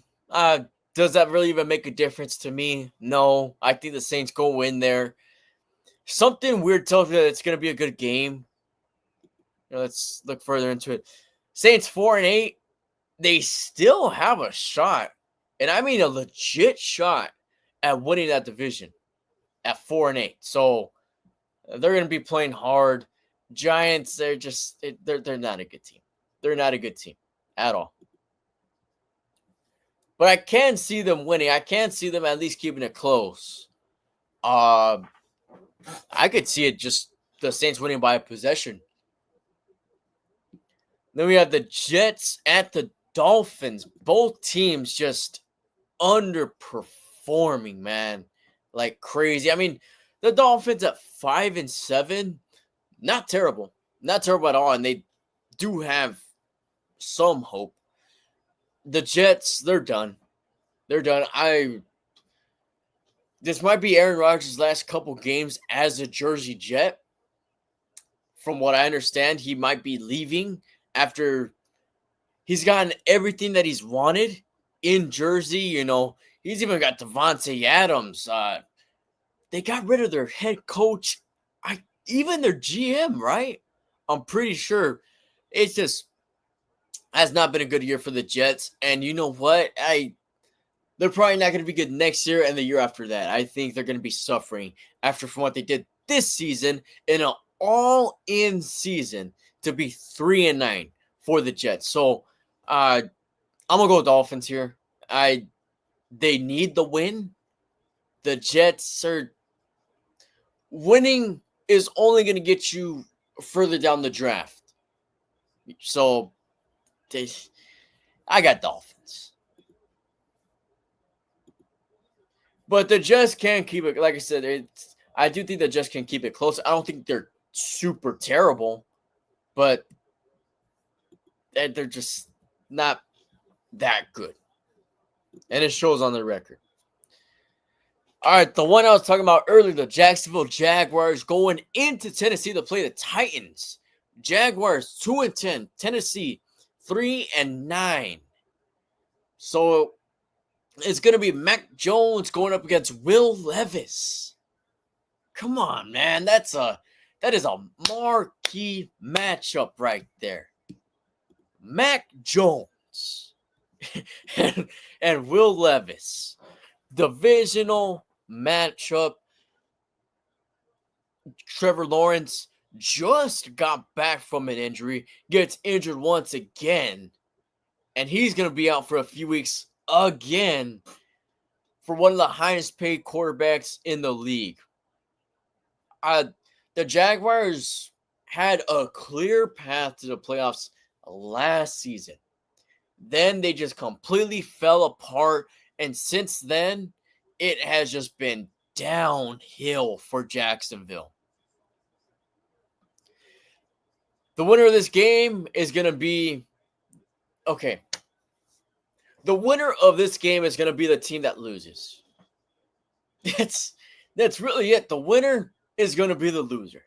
Because if you win, that means, you lose, you go down in the board. If you lose, you either stay put or move up. So, who do I got? Who should win? I guess Tennessee. That's a team that probably should win. Maybe they tie. Maybe they both just take knees and just don't do anything on offense. All right. Then we have the Atlanta Falcons walking into Minnesota to play the Vikings. Falcons 6-6. Vikings 10-2. Now, I have said I'm not sold on the Vikings. I'm not. I don't think they're that good of a team. They got Daniel Jones last week. I'm not sure if we ever see him start. I just think they're experimenting there. That just means that they're not satisfied with the quarterback play of Sam Darnold. You're not going to get a backup, or you're not going to get a quarterback who's a starter just have him sit completely, or because you're just satisfied with who you have. So, with that being said, I can't see the Falcons win. You know what? If I had to pick one, I would pick the Falcons. I would. They're coming off of a bad loss against the Chargers, a really good defense. I I smell an upset here. I do. I think the Falcons could go 7-6. They could really use the win, especially coming off that loss. Kirk Cousins looked pretty bad. They really need that win. Well, I mean, so do the Vikings, but there's a difference because one team is playing for a certain playoff seed. The other team is playing for just being in the playoffs. Oh, the new Jake from State Farm's there. Huh? And we have a lot of early games. Oh, I'm trying to get it to where I could. Okay. For some reason, it's not letting me go further down the. Oh, I'll just read off my phone. Something's off right here. Okay, let me pull this up real quick, though.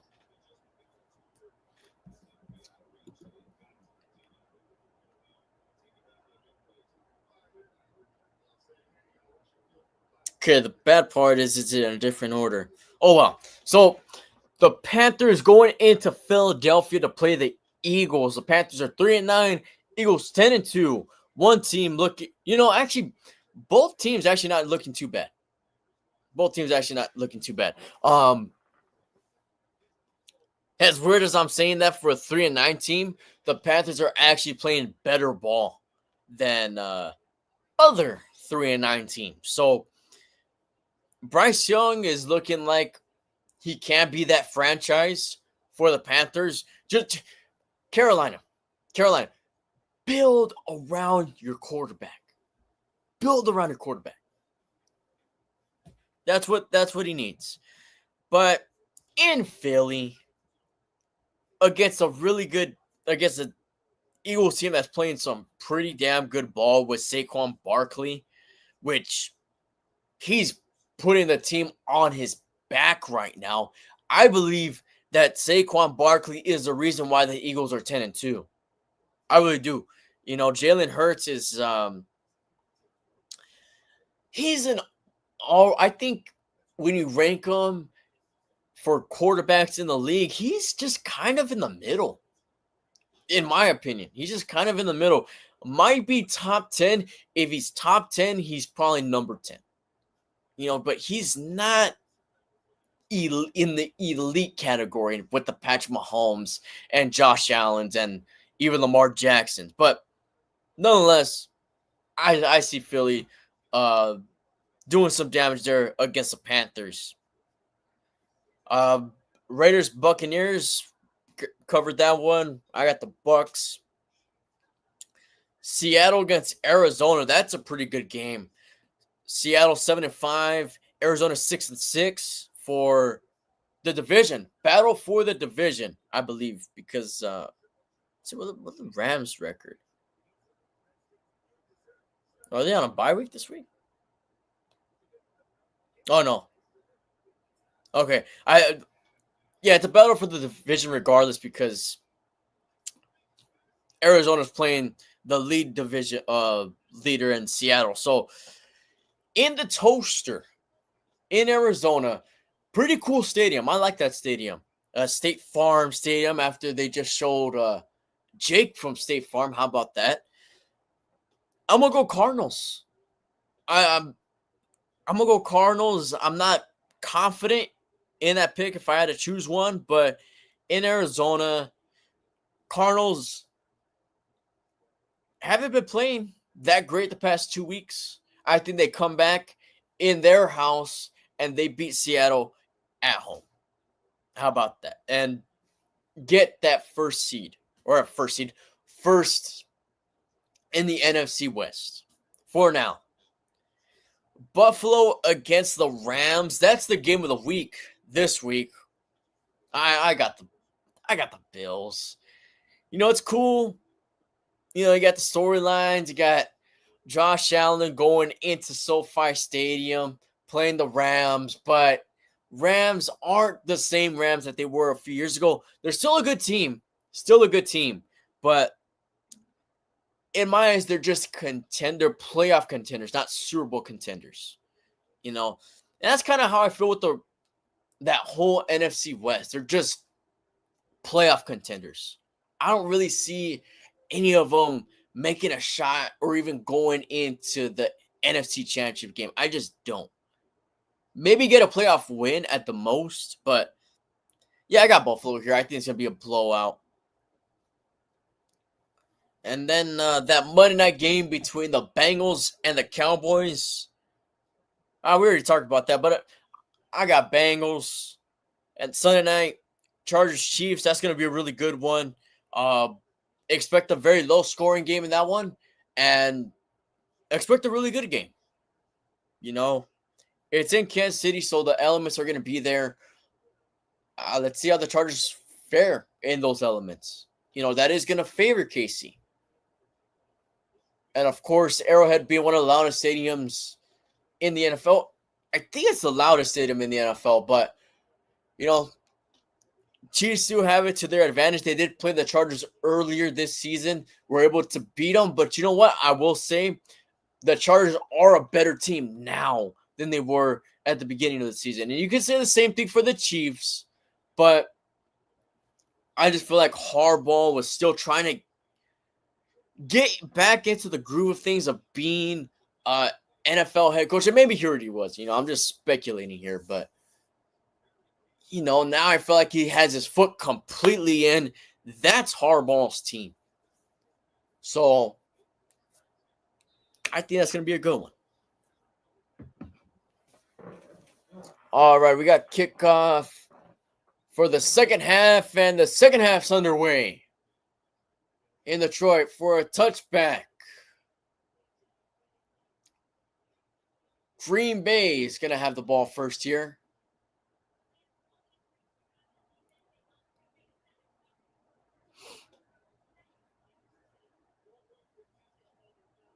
Let's see how the Packers adjusted to this game, man, because they could use some.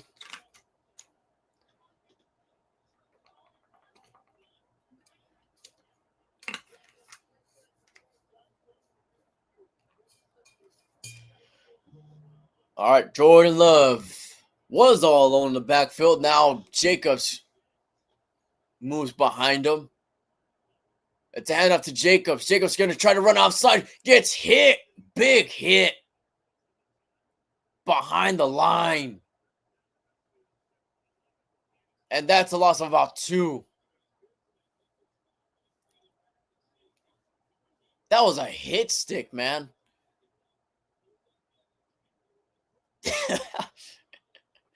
Oh, that's like a hit in Madden. Branch. Nice hit. That was a loss of 1. This time, Love is alone. Lions show some pressure. Let's see if they bring it. Play clock running down. They get it off in time. Lions do bring some pressure. Love has time. Throws it down the field. Has a man open. Complete. Caught. Big gain for the Packers.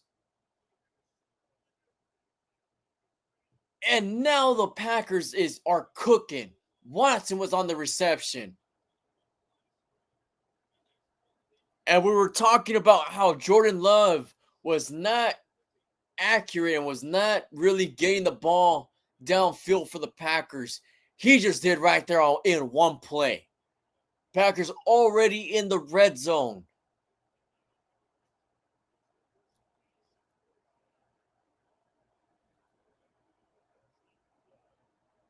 Love fakes the handoff, throws it to Watson once again. This time it's incomplete.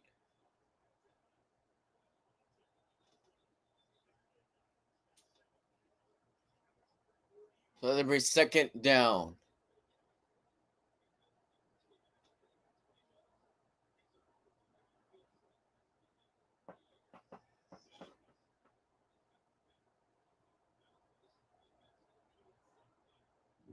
I like the aggressiveness here from Green Bay.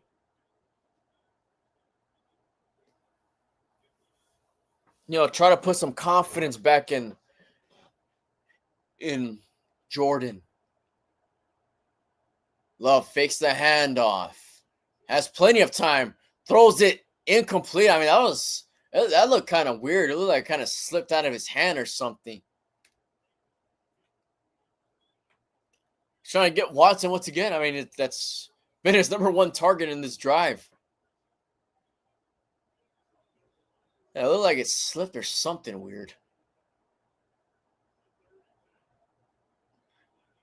I don't know what that's like, throwing a pigskin, you're just trying to throw it far, trying to throw it deep, and then it just slips and it winds up just going straight up. I've had that happen a couple times. All right, 3rd down. Play clock. Okay, they're able to get it off. 4-man rush for the Lions. Throws it into touchdown. Kraft on the reception. And that was a straight dart from Jordan Love. Packers now knocking on the door.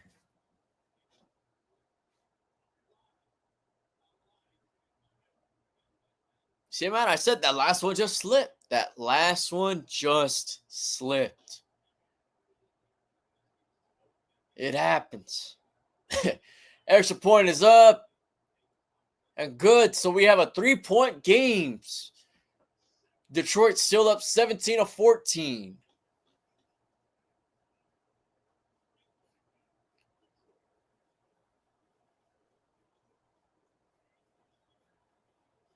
I'm going to take a quick little break here.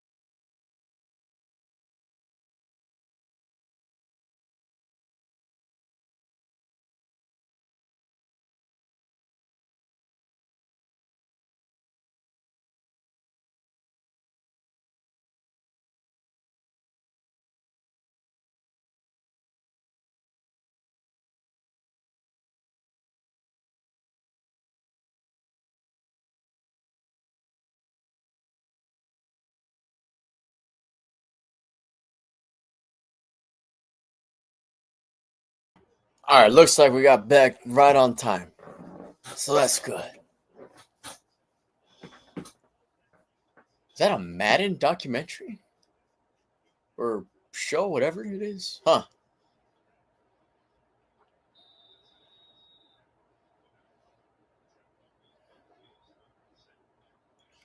Hey, I wonder how many teams are going to be interested in Malik Willis for next season.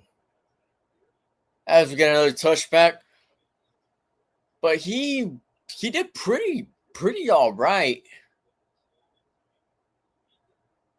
And it starts this season.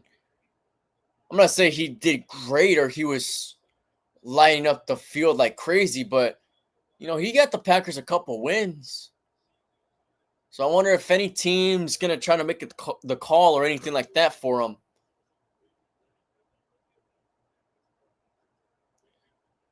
All right. Gibbs in the backfield with a tight end in front of him. They give it to Gibbs. Gibbs tries to get to the outside, now back to the inside. Gets a few, but there's a flag. It might be coming back.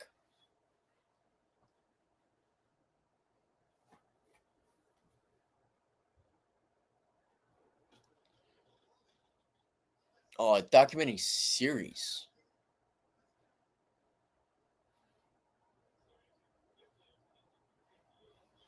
If I'm being real here, though, the game Madden has taken like a dump, a real dip. I mean, it's not even worth getting every year anymore because there's no competition. They're not getting any competition. Goff gets it complete to St. Brown for a short gain. But yeah, the game Madden is not what it used to be. I think because of the lack of competition, because in the 2000s they were going up against 2K. There were different companies making and that were allowed to make NFL games. EA is the only company allowed to make an NFL game now. So therefore, there's really no point. Oh, Goff throws an interception. The interception's taking it to 20, the 15, and the Packers are in some real business here. Nixon on the pick. And things are looking shaky for the Lions.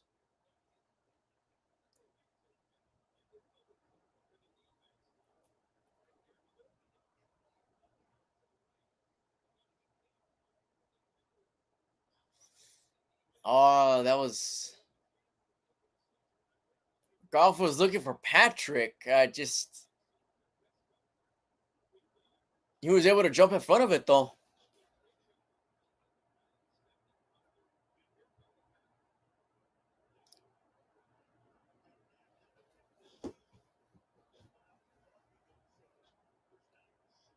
So Jordan Love and the Packers are already in the red zone to start off this drive.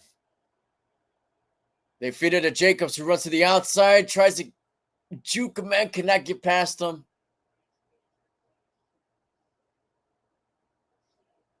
And Branch is now down.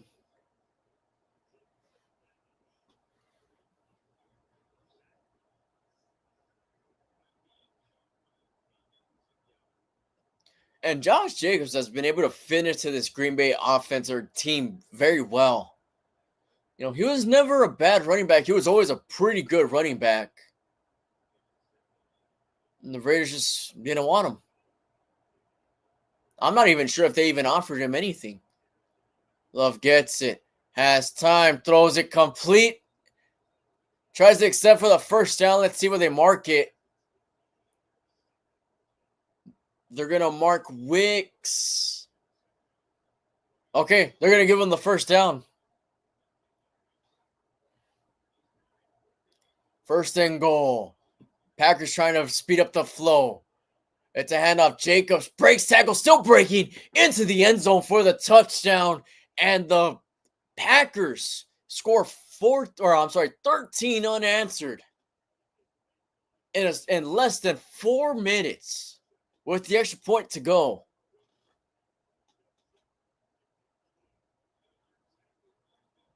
That's a momentum switch if I've ever seen one.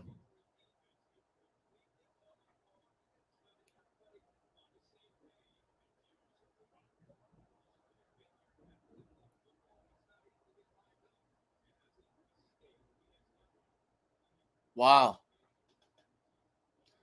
Extra points up and good. Almost blocked, but they're able to get it through the upright. So the Packers now have a 4-point lead, 21-17, after the Jared Goff interception. Packers are able to cash in and punch it in for us another score. I was talking about the Madden game. Okay, so the problem with the Madden games now is that there's a monopoly. That's really it. That's really it. So they don't even really need to try to. They don't need to try too much because there's no competition.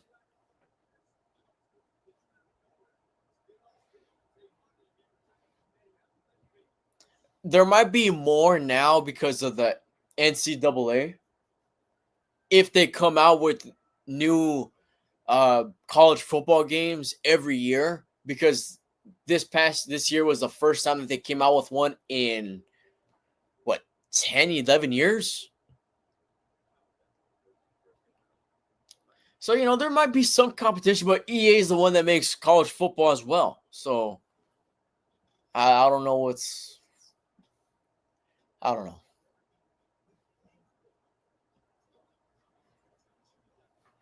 It'd be cool to see another 2K NFL game though.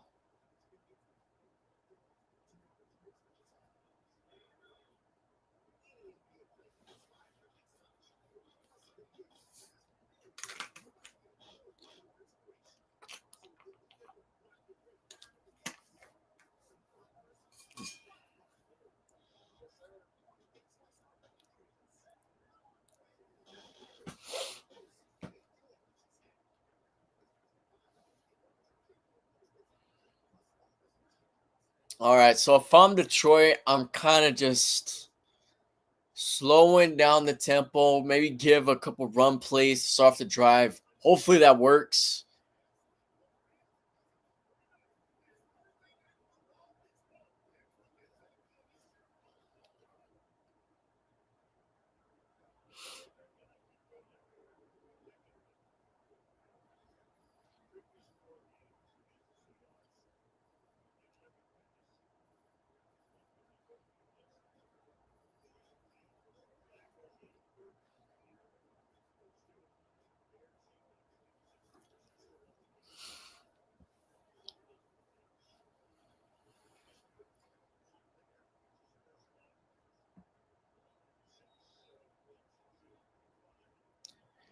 Right now we're probably looking at a potential NFC Championship game matchup. I do think these are probably the two best teams in the NFC. The Eagles are definitely there. Maybe I just don't like the Eagles. I don't know. I don't really like the Eagles right now.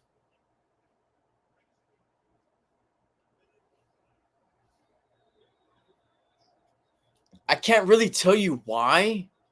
Because I've never really hated I'm not saying that I hate the Eagles, but there's something about them right now.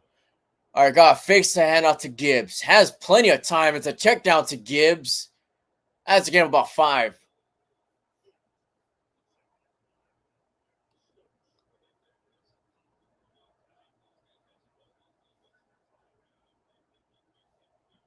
What's going on, Hectic? All right, Lions do speed up the tempo. That's another gain of a 5 for another first down.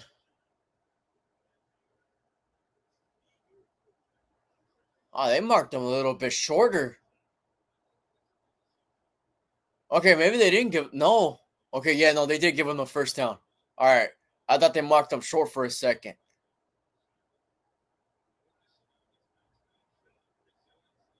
All right, so Campbell showed no hesitation to give it back into the hands of Goff after that interception.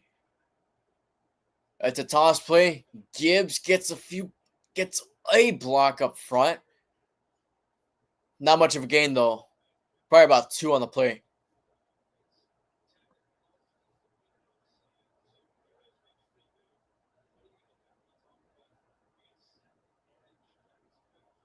But other than those 3 teams, I don't see any other ones in the NFC Championship game. I really don't. 2nd and 8 for the Lions. Goff throws it midfield, complete. Oh, incomplete. He couldn't hang on to the ball. Laporta dropped it. Good thing I didn't. It's still time left. Yeah, there's still plenty of time. Yeah, the Packers are looking good right now.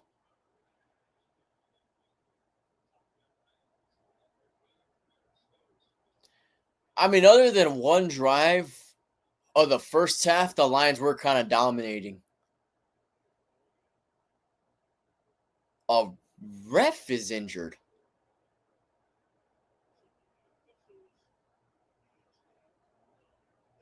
A ref is injured on the field right now.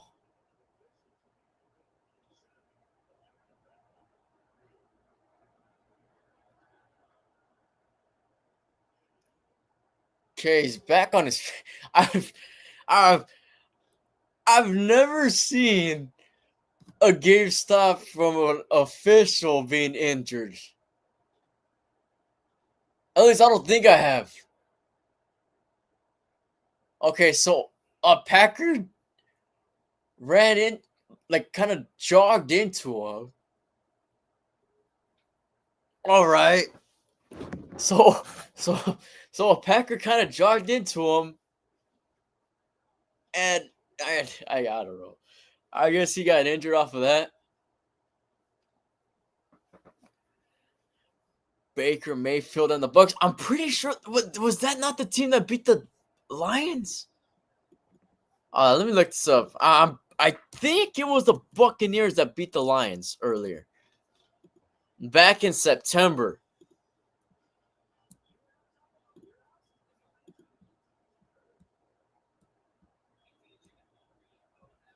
Yeah, the Buccaneers beat the Lions in Detroit.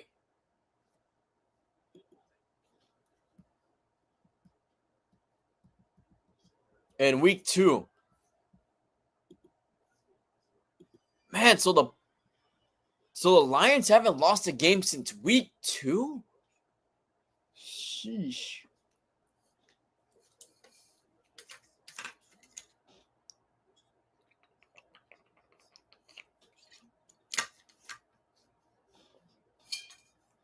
Oh, damn. I messed up. It's not even showing the scoreboard. Oops. All right, now it's showing the scoreboard. Good.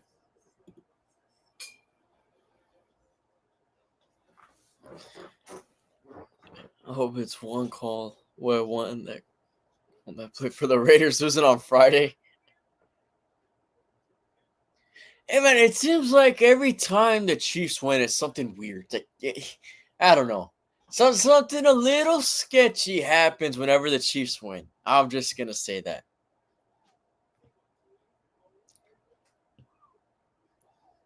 I don't know what it was. It sounded like he got hit hard. At least it didn't look like he got hit that hard. That's how I saw it, though. You know, I don't know. Maybe the guy's a little older.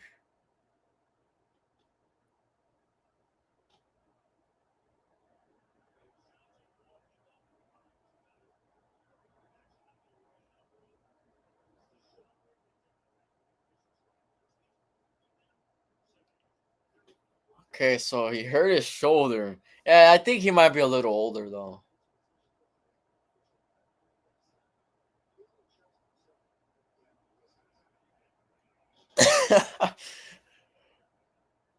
All right. Goff all alone. Takes a snap. Throws a quick pass on 3rd and 8. He's trying to get up the field. Gets about 7. So he's short of the first down. Now we know Dan Campbell likes to roll the dice.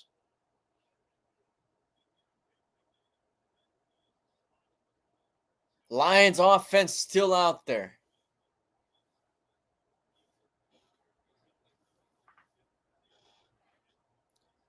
All right. Gibbs is in. Packers definitely bringing some heat here. On a 4th and a long one. It's a QB thing. Oh, he gets like nothing.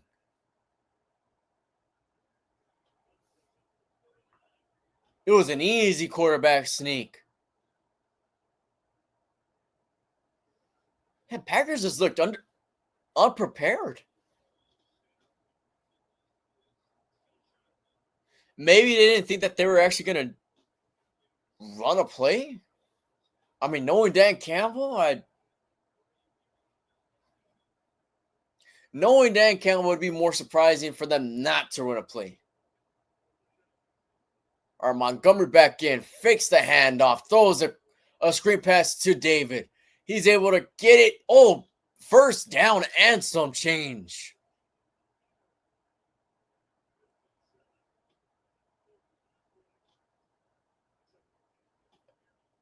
On the screen pass, nothing fancy. Blocks are up front. Good execution.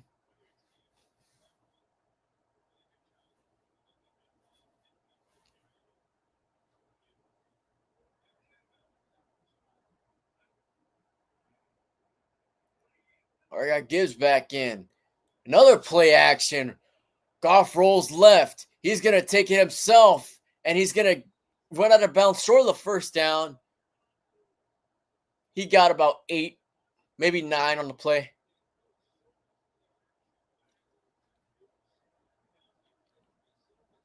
All right, 7.5 minutes left in this third.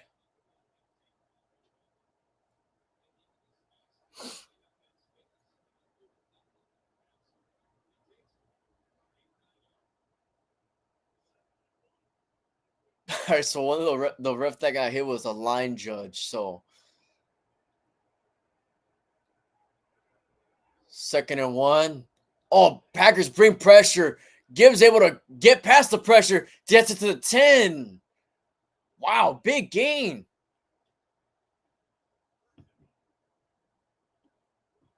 Gibbs was able to avoid that pressure that the Packers were able to bring. It looked like they were aiming more for Goff, though. You know, they have been play action heavy on this drive.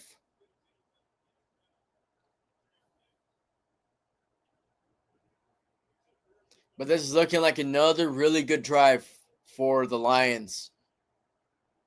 Goff now moves into shotgun. Goff has it, throws it to the back of the end zone, incomplete. He just throws it away right there.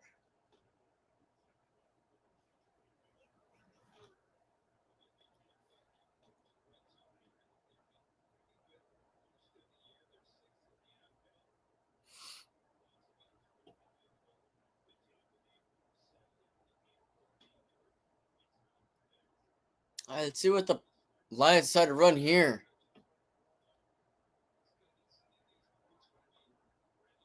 Wouldn't be surprised if they just run it. St. Brown in motion. He's now to the right. It's a handoff to Gibbs. Gibbs able to get a good, decent chunk on that one. So they're going to have 3rd and goal from about the 4.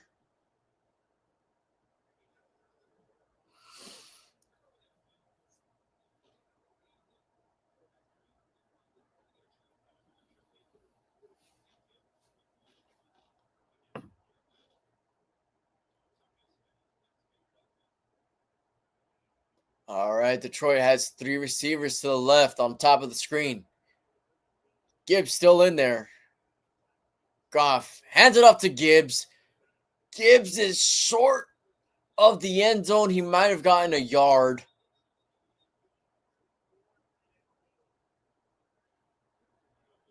All right. We know they're going for it. We know they are going for it.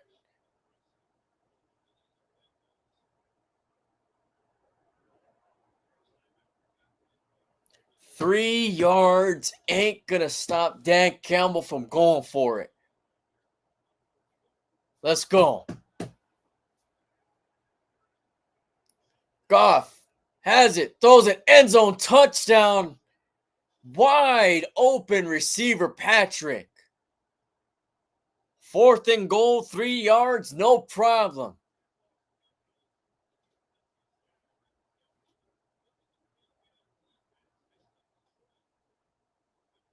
Lions retake the lead.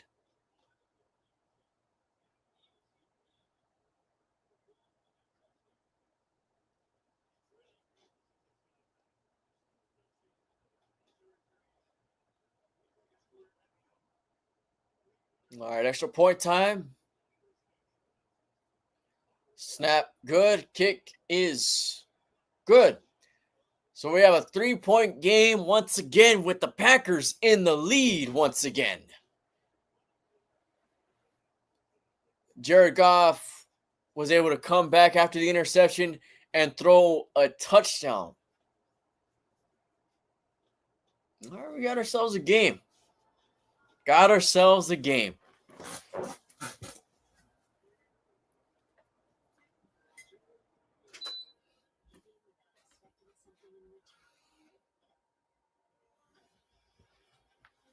All right.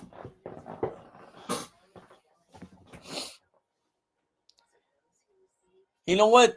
This season we've actually gotten a few good Thursday night games because I don't Thursday night games typically seem just lackluster.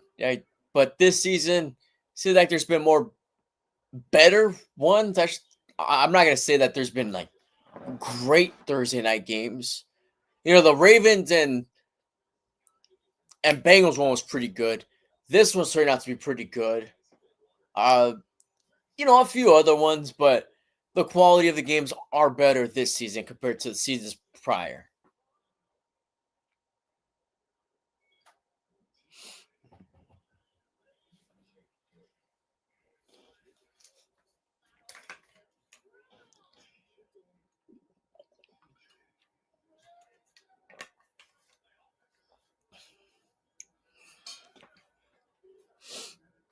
Ah.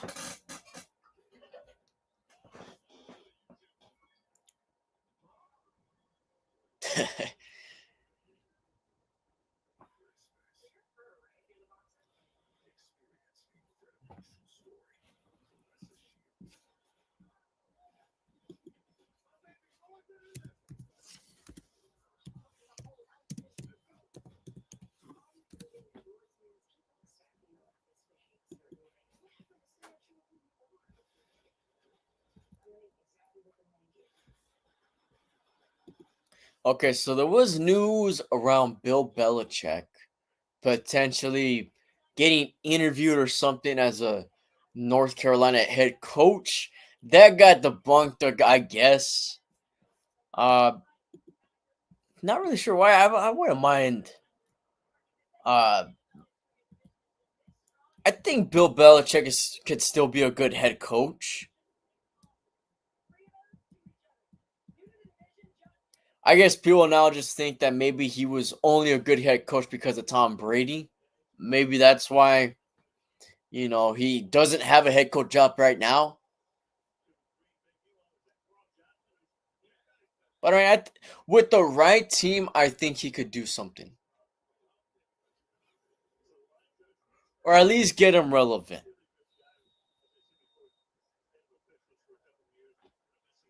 I was thinking that maybe Dallas was going to get him last offseason.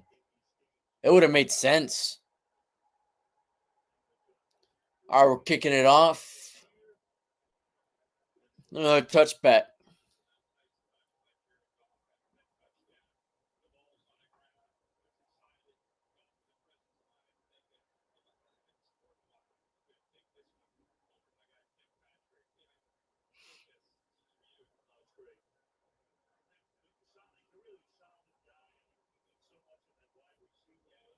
All right.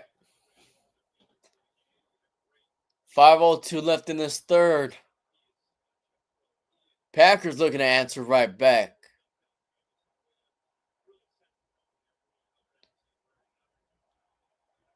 Love and shotgun. You have two receivers or one receiver on each side. It's handoff. Jacobs. Oh, flea flicker. Pump fakes. Rolls right. Throws it incomplete. Okay, he was trying to look further down the field, just couldn't find anybody.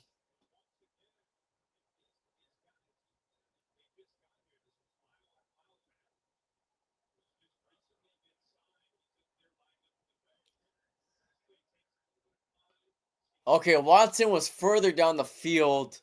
Looks like he was trying to hit his man Watson right there. Just wasn't really open. And he didn't have it much time.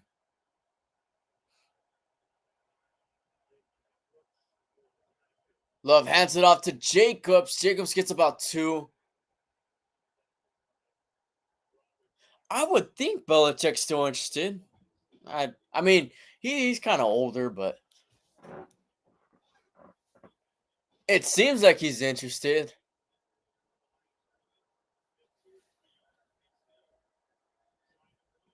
I mean, he was trying to get a coaching job this offseason, I believe. As a Niners head coach. 3rd and 8. Let's see if the Lions bring some heat. 4-man at the line. Oh, Love just calls timeout. Okay, there's a flag thrown. Did they call it in time? Okay. So it wasn't delay of game, it was just a timeout for Green Bay.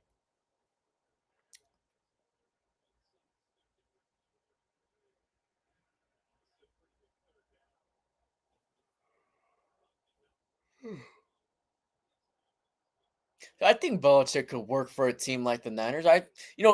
With the right team, I think so. But if we're talking about a team that needs a complete rebuild, I don't think so. I don't know. I'm not sure because he was just in that situation and it didn't work. All right, 3rd and 9. Love drops back, throws it to Watson, complete, but it's short of the first down.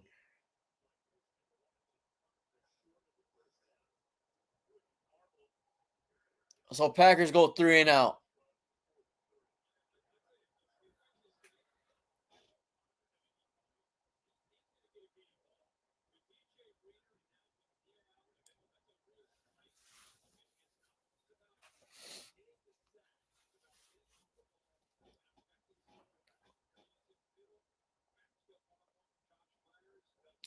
Lions didn't bring as much pressure as it looked like they were the first look.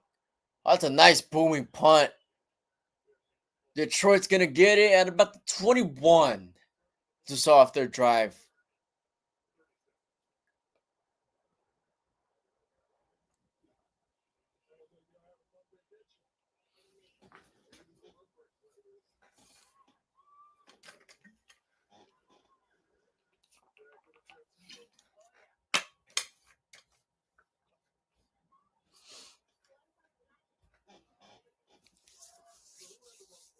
See, what other teams could Belichick fit in?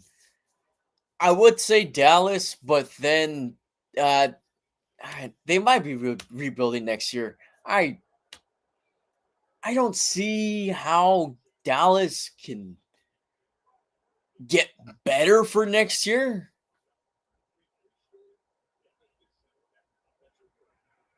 Maybe the year after that they'll be back to, being a pretty good squad, but Goff fakes the handoff, throws it to Montgomery, tries a stiff arm, but he just runs into a block of cheese right there.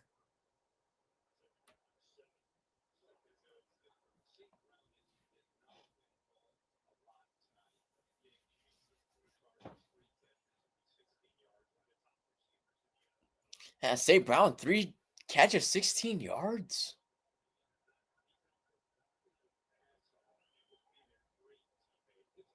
Montgomery in the backfield.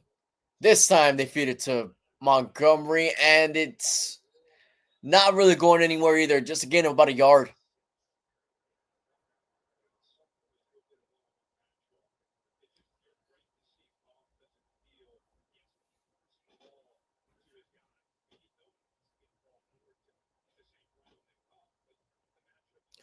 Okay, so the Packers have been able to shut down St. Brown, but they haven't been able to shut down the Lions offense.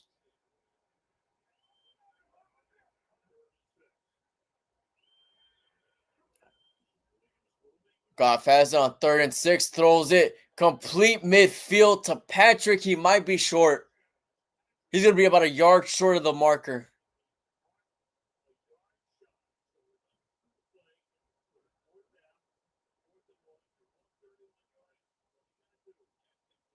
All right, Campbell, you're not gonna really go for it here, are you?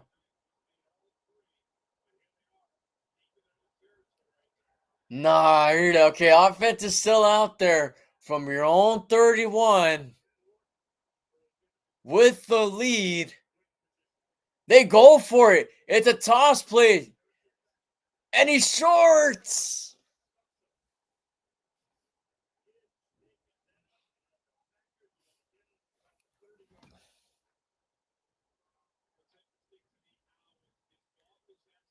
Okay.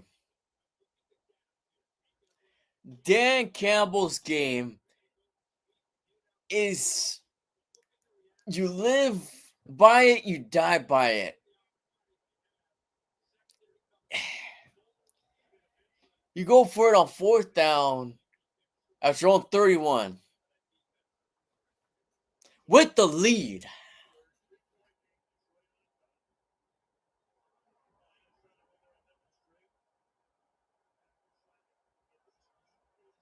That's the style, though. That's the style the Lions play, you know. It does work most of the time.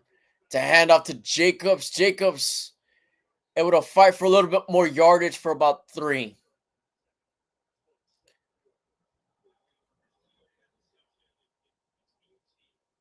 You know, as much as we could say, oh well, they shouldn't have gone for it on fourth down, which I don't think they should that time, but they're 3 for 4 in fourth down conversions. They are winning right now because of fourth down conversions. So 2nd and 7, Love fakes the handoff, throws it complete. It was kind of bobbled. Gets it to the 5, gets it to about the 7. Does a little kickoff for Kraft. All right.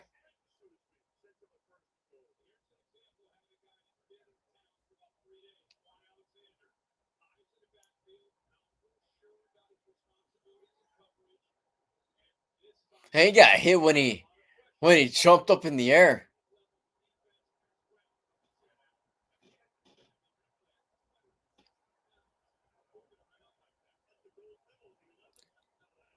All right, Packers, 1st and goal. Jacobs motioning. Love wants the ball. They're going to have to waste another timeout. Oh, no, it's the end of the 3rd quarter. All right. So Detroit's still up by 3, but the Packers in prime position to take the lead.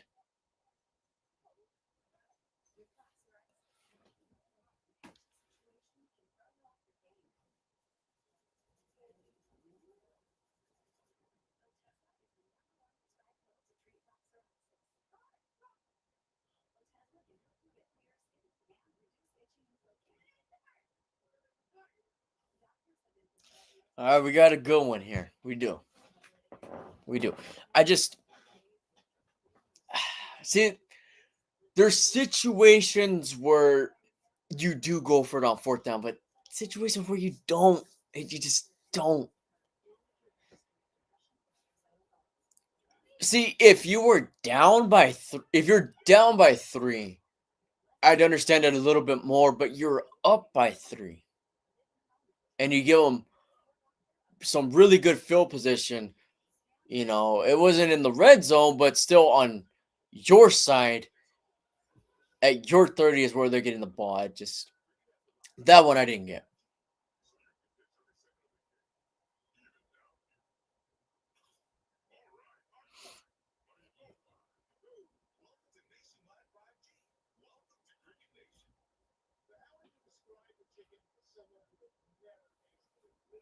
You know, I'm just realizing that the 2 games that I've called that haven't been Steeler games have been Packer games.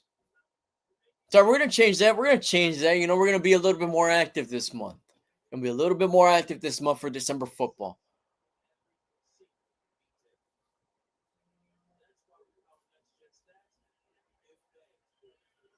I'm gonna try to do at least 2 games a week.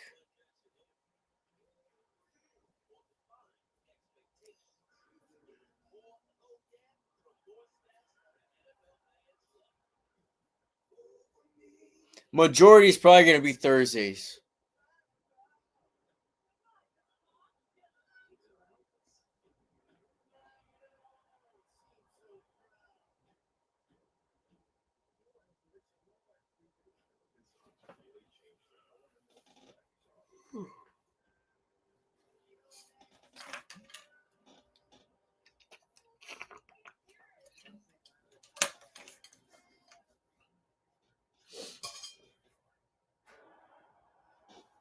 All right.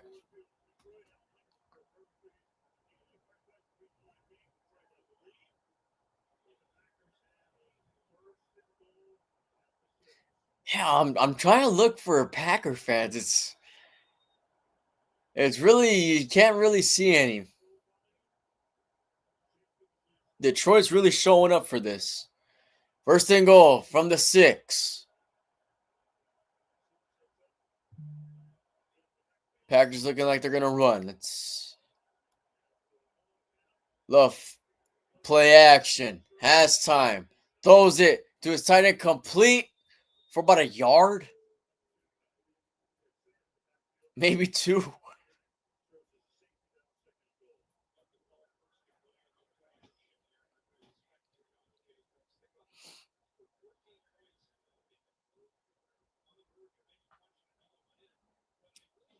Green Bay 3 for 3 in the red zone. All 3 drives return into touchdowns.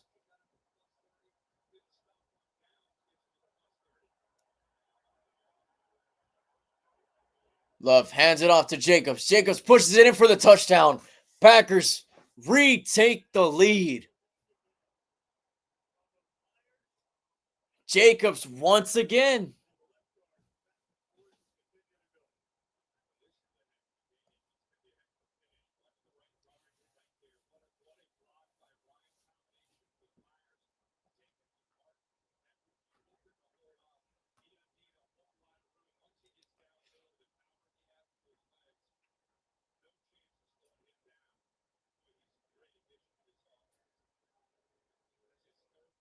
All right, extra point time. Kick is up and it's good. So the Packers have the lead 28-24, and we're just going back and forth this half. That's how we're doing it.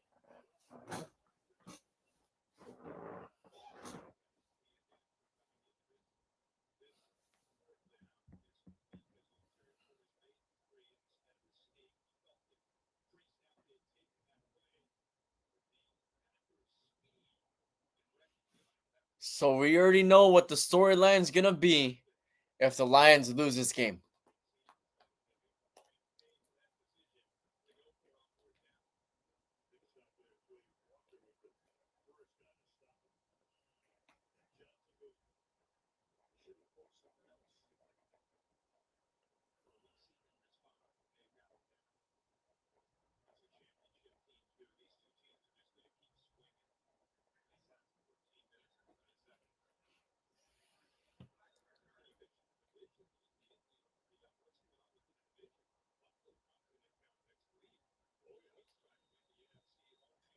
And Jacobs has 8 touchdowns in the last 4 games. All right, kickoff. It's another touchback.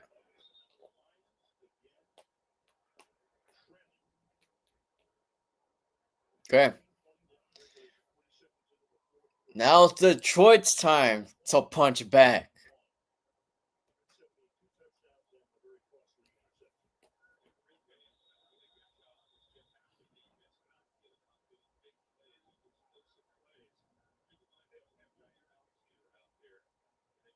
Montgomery in the backfield. Play action pass. Goff throws it middle of the field to his receiver for a first down. He had Patrick on that one.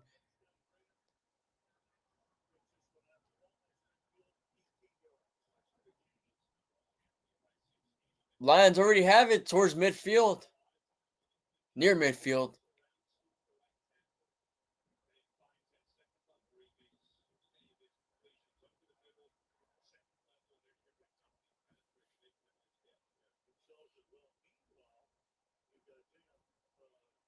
Yeah, Packer.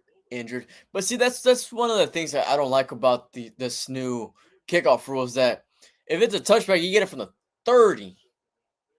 I guess in some cases it could be beneficial. If your team's down by a field goal, it's gonna be easier for your team to come back. But it's starting to push it a little bit, man.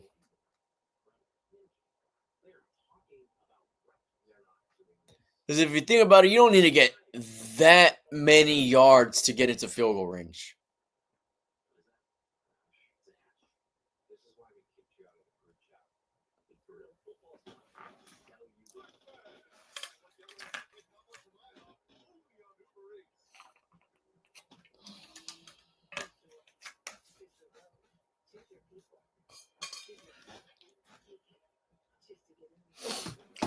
All right. This is the kind of game I was expecting, and this is the kind of game I was hoping for.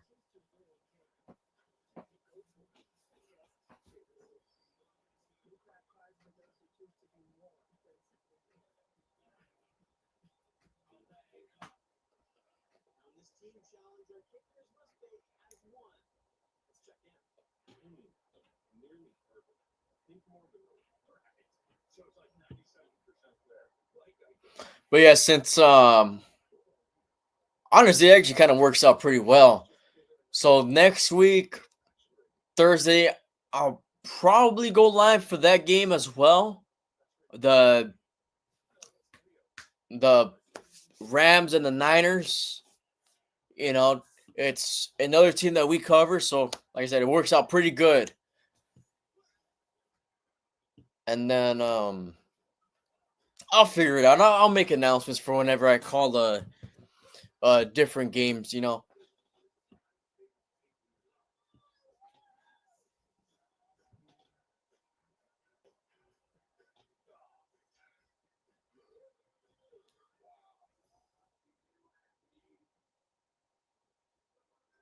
This one was kind of like a no doubter because I mean it's just two of the best teams in the NFC.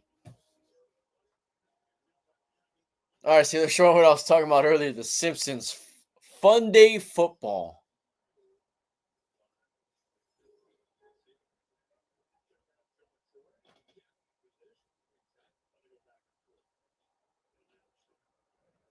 See, I wonder how that. Do the Simpsons know the script of that game already? Like, what's the deal there? Goff, play action, throws it to Montgomery on the check down, and he gains about 7.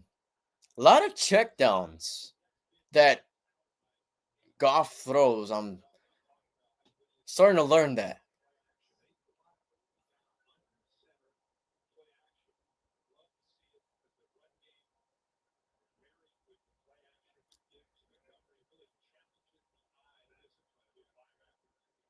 Second and 4. To hand off to Montgomery, who picks up about 2 on that one. So that's going to bring up third and short.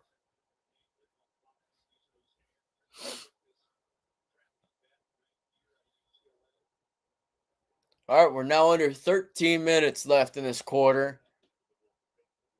Still a lot of time.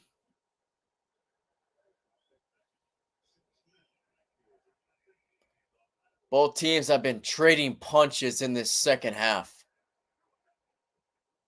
Goff has it on 3rd and 2, gets it complete to St. Brown for his first reception since not only the first quarter, but since the first drive, I believe. But that's a Lion first down, regardless of anything.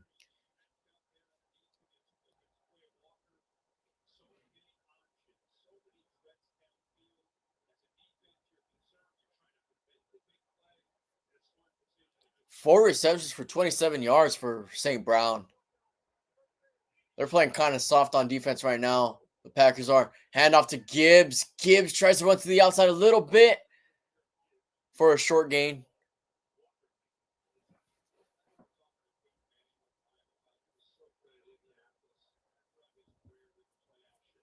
But Goff has been able to hit his other receivers, even his tight end. He's been He's been hitting everybody tonight.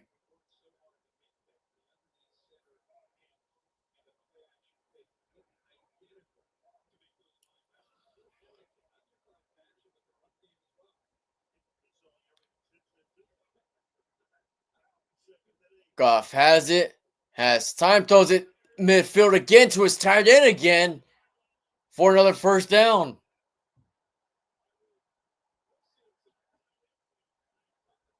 Laporta with another reception.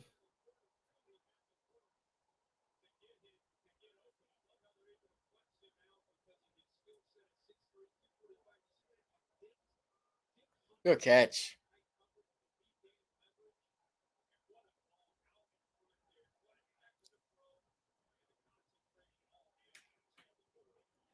All right, fakes the toss to Gibbs. Gives an end around to St. Brown. St. Brown takes it for another first down.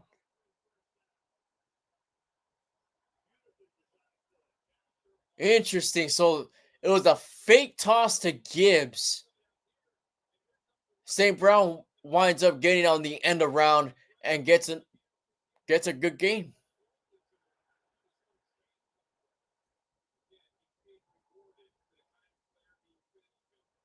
Okay, now it seems like they're trying to get St. Brown into the game, or utilize him.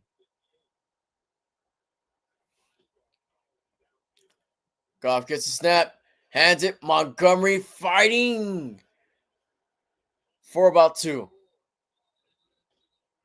For about 3.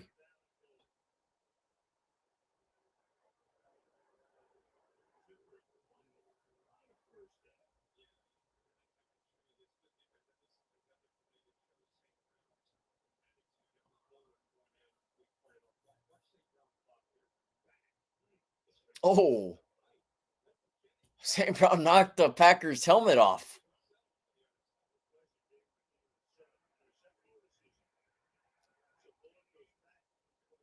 Goff tosses it. Montgomery is short of the end zone. Oh, they're still pushing forward. Whistles blow. So they'll be third and goal at about the 1.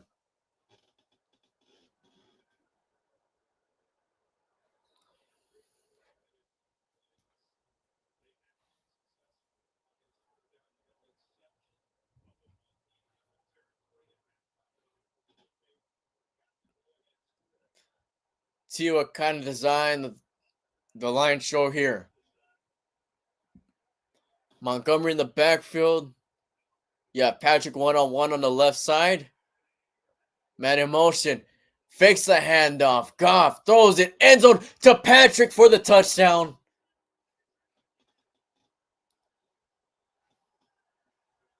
I mean, just utilizing every receiver that you have, really. Patrick with his second touchdown of the game.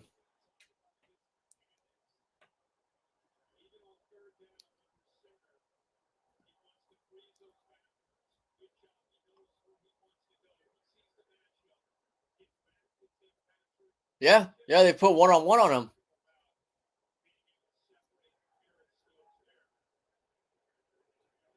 Extra point is up and good. So Detroit once again up by 3, 31-28. 8:39 left in his fourth quarter.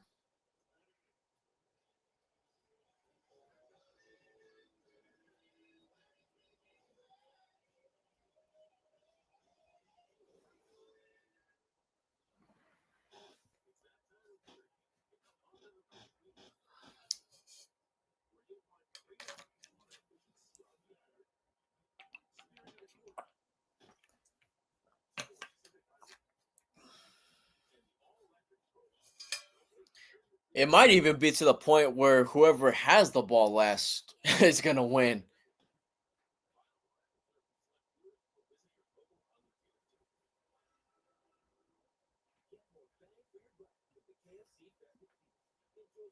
It's not even that they're trading points, is that they're specifically only trading touchdowns.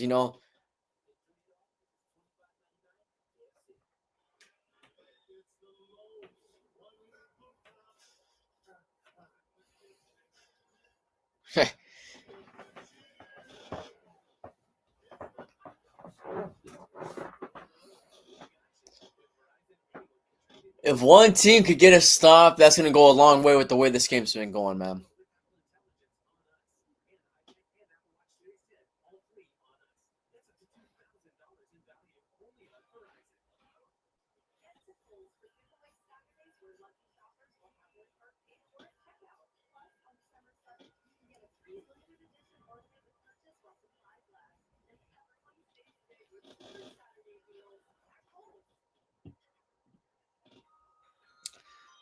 Man, so okay, the Jacksonville Jaguars. I'm thinking about this. All right, the they I, they've kind of had up and down seasons with Trevor Lawrence. All right, this year definitely being a down year. 2 years ago, they showed a lot of potential in being a a real contender. I thought last season that they were going to be a pretty good team, and they were showing that at some point, and then they just completely fell off. I There's something going on there. There's something going on in Jacksonville. I don't know if it's the head coach or what, but something definitely going on, man.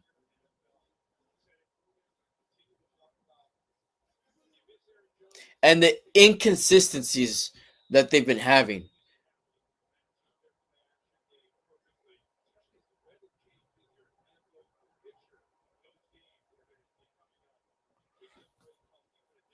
All right, we got the kickoff. Another touchback.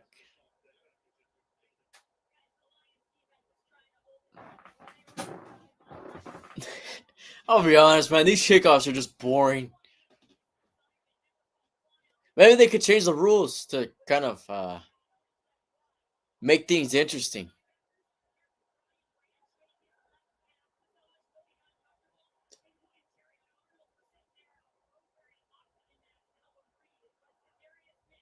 Has Branch just had that mouthpiece or whatever that's on his helmet on it the entire game?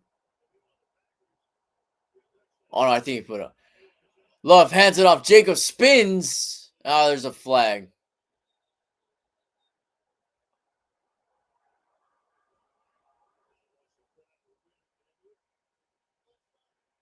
False start on Green Bay. Hey, everybody's on their feet over there. Almost everybody.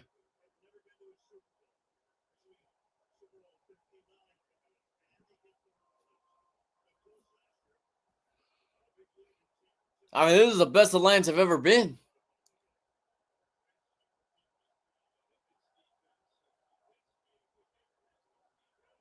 First and 15 after the false start.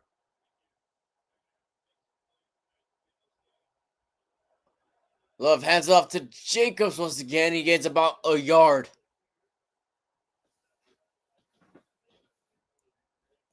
Things getting a little chirpy again.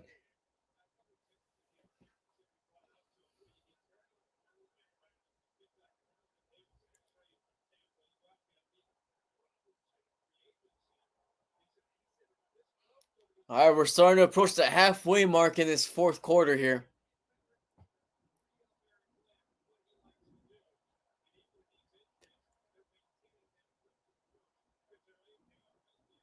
Packers have two receivers. One's in motion now. He now sets to the left. Love fakes it, gets pressured, avoids the sack, throws it downfield, complete to Watson. Watson gets past the 50 to the 45.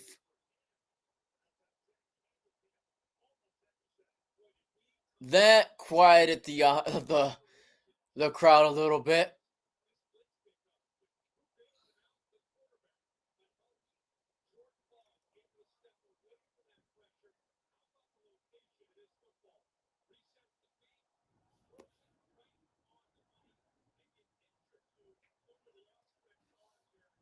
Really, really good throw by Love.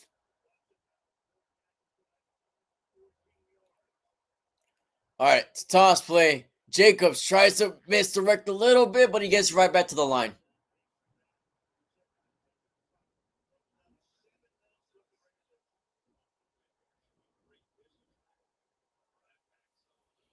Man, oh man.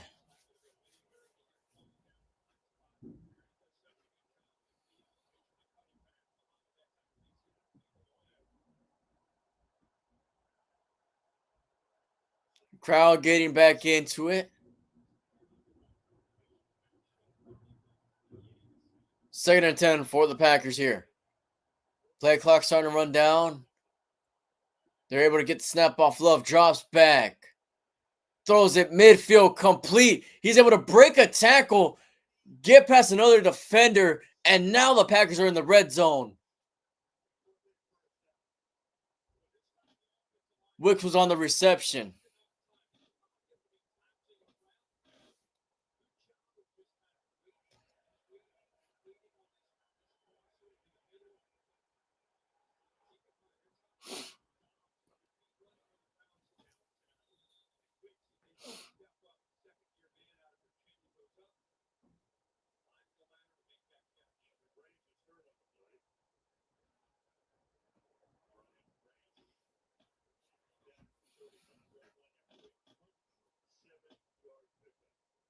Injured Lion.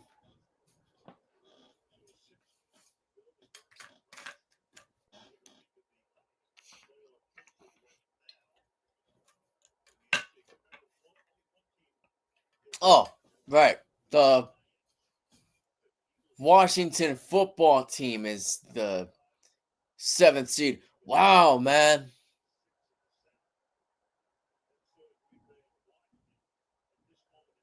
Okay, so we're in a situation where Washington is 8-5 at the 7th seed, but we have multiple teams fighting for the division, when they have a less or a worse record than Washington. How about that? That's always something. That is always fun to see.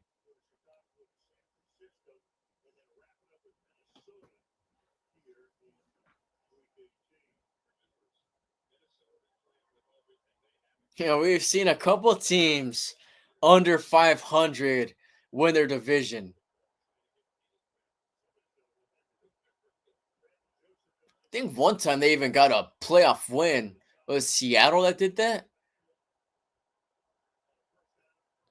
All right, Love gets the snap. Has time. Throws it complete for another first down. I mean, these Packers are moving the ball once again.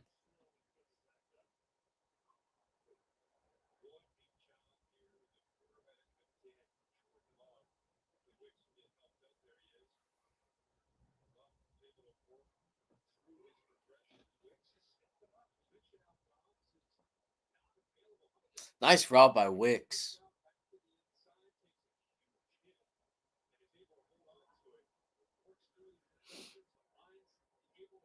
Now remember, the Packers did have to use a timeout earlier this half to avoid a delay of game. So can that come back to bite them? Because with the way this game is looking, it's going to come down to the wire. First and goal for Green Bay from the 7. Lions look like they're going to show pressure, showing a lot of pressure at the line. See if they give it. Okay, yeah, they do. It's a handoff play. They're still fighting for yards. For a short gain of about 2. Lion lost their helmet.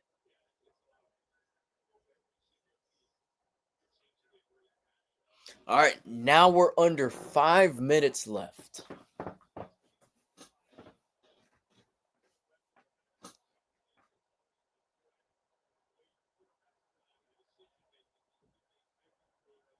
And we have seen some really long drives in this game.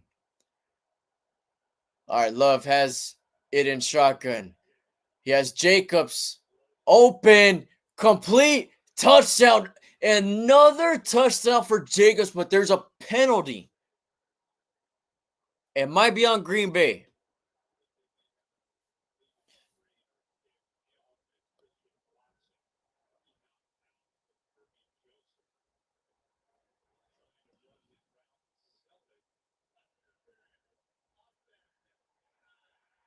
PI. Watson.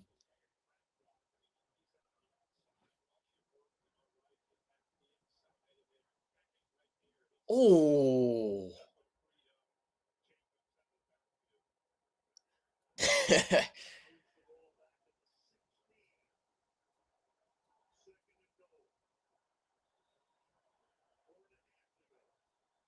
That looked like a crazy screen in basketball, like, but when you're playing on the blacktop or something.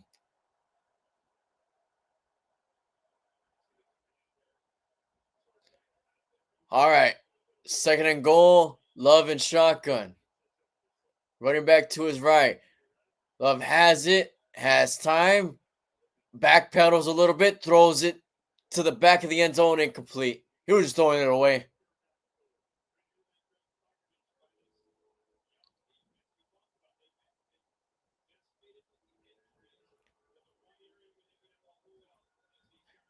All right. So it's going to be tough to get into the end zone on third and goal. It's a far way into the end zone.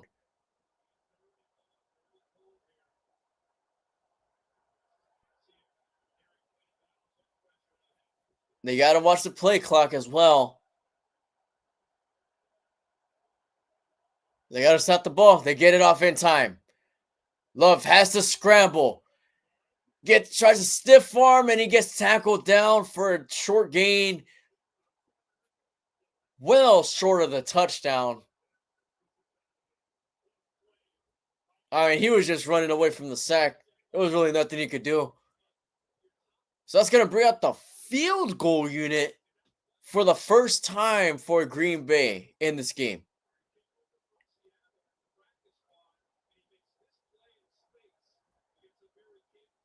That's at least for 3. He did have a man open. 32-yarder. Snap is good. Kick is right down the middle. So we have a tie game. A tie game in Detroit. All knotted up at 31. 3:38 left in the fourth.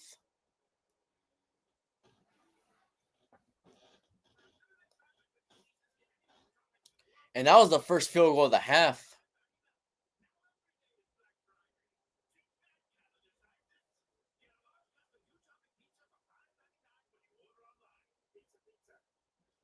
Little Caesars pizza for $5.99. Man.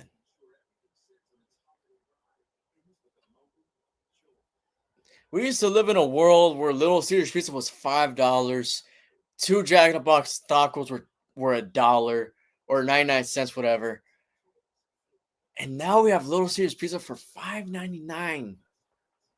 That's something. That's something.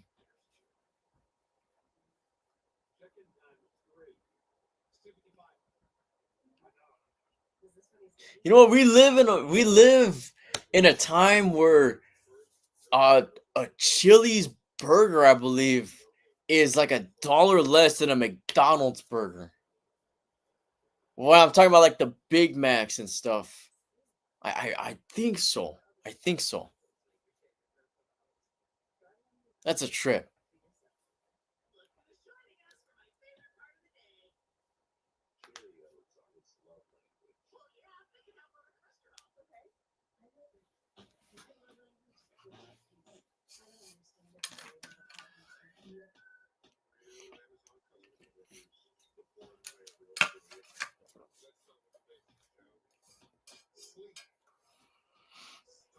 All right. So do the Packers get the ball back?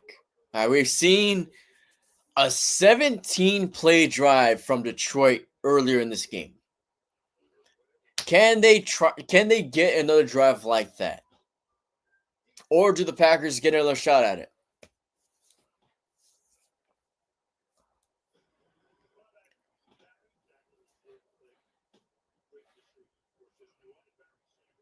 Yeah, Amazon Prime does a lot of football documentaries. One on Barry Sanders, one on the Madden game. Huh.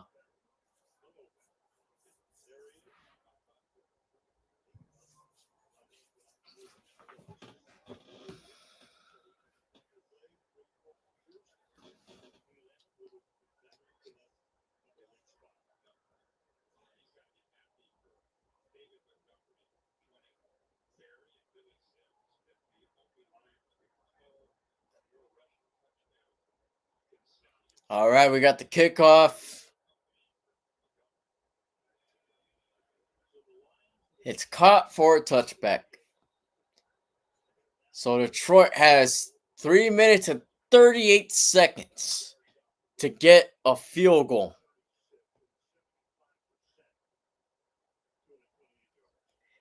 If you can, take as much time off the clock right now.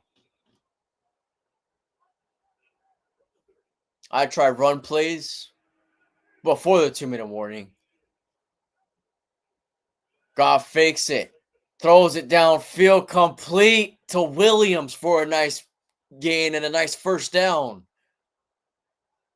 Lions already starting to cook.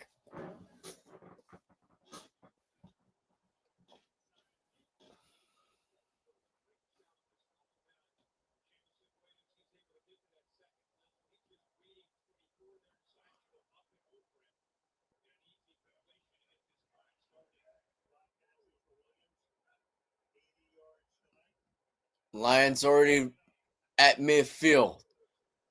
Goff fakes it once again. Throws it complete to Williams this time for another first down. All right. Now I might start to slow things down. Unless they're just eager to get into the end zone, which, I mean, we'll see. 2 plays, 2 first downs for the Lions.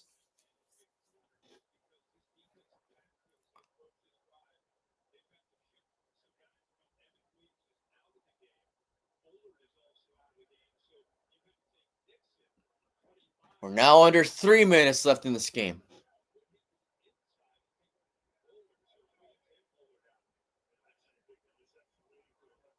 Gibbs is in the backfield.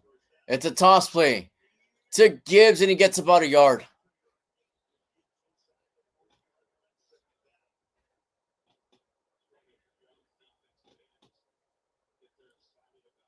So Detroit's going to have to run another play before the 2-minute warning.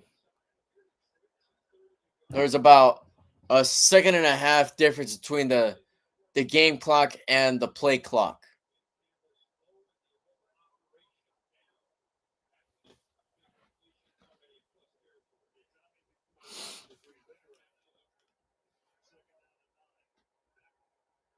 Goff and shotgun.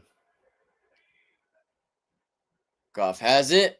Throws a check down to Gibbs, who gets about 2 on the play. Ran out of bounds, so stops the clock at 2:01.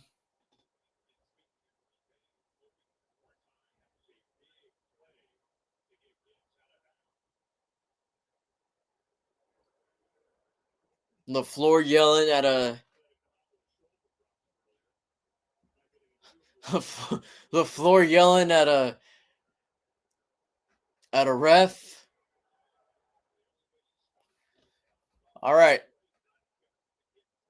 Lions on 3rd down. 3 receivers to the left. Packers bring pressure. It's a screen pass to Gibbs. Gibbs! It's going to be close. It looked like he got it. He got the first down. And that's going to lead us to a 2-minute warning.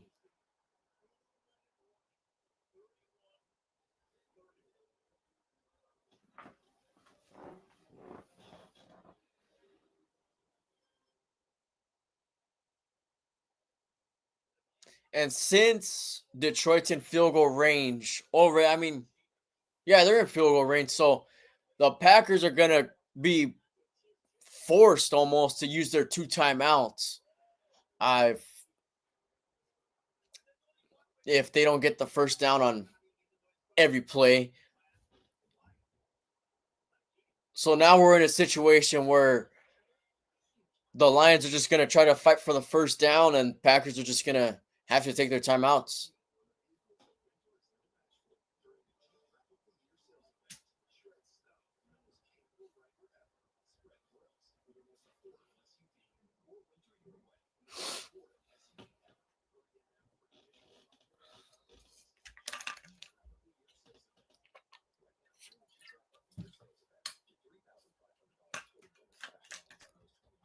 This game did not disappoint, though.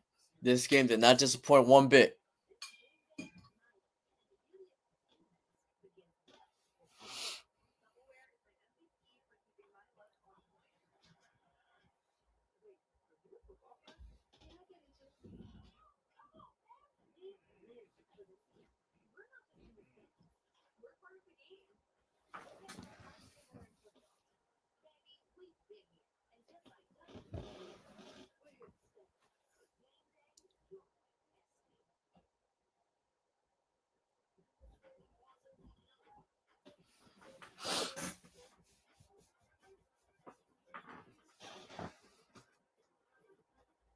Hey, there's a lot of teams that are on a bye week this week.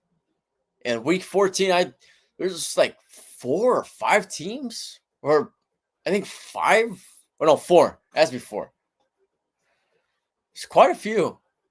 Which is surprising this late. I didn't know that they're still doing bye weeks this late into the season. Baltimore's one of those teams. Shoot, I forgot the rest. But I know there's quite a good chunk of teams on bye.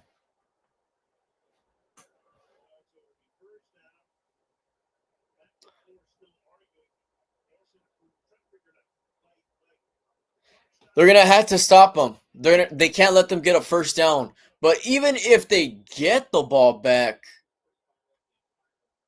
you're gonna be looking at no timeouts. Probably down by 3, depending on how everything goes. No. Okay, so they run a screen to Montgomery. Montgomery needs to stay in bounds, and he does. Forgetting about 3 on that one. There's a flag. There's a flag.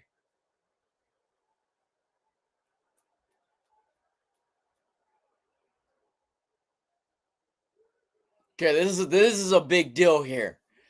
If it's on Detroit, it's gonna be. It might kick you out of field goal range.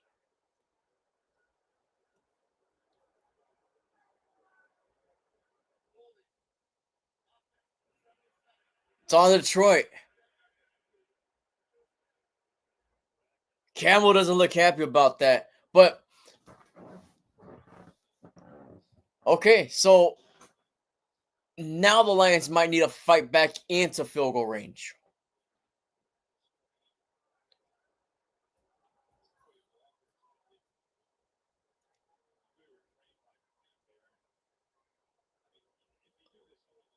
Yeah, there was a little bit of holding,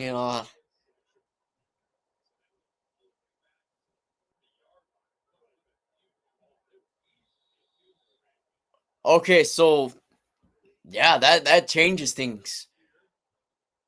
So now the Lions might need to pass the ball at least once.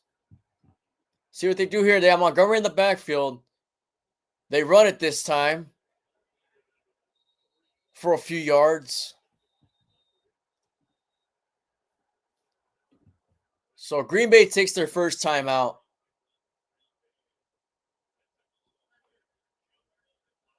So at this point, they don't really have much of a choice.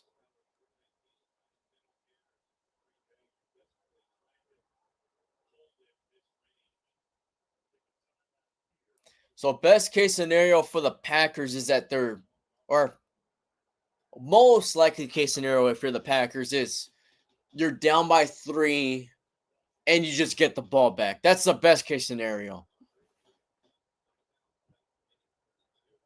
Or why does he keep saying best case scenario is if they miss a field goal?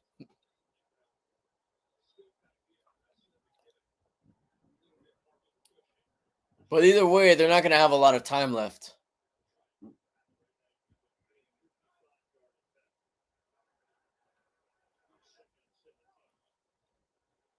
Goff has time, throws it to Ahmad St. Brown, who's short of the first down, I believe. Still a big gain. Let's see where they mark him. Looks like they're going to give it to him. And if that's the case, that's going to lead to just the Lions running out the clock and getting a field goal.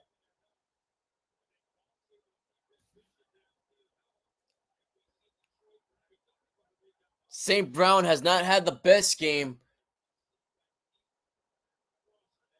but he came up in the biggest moment of this one.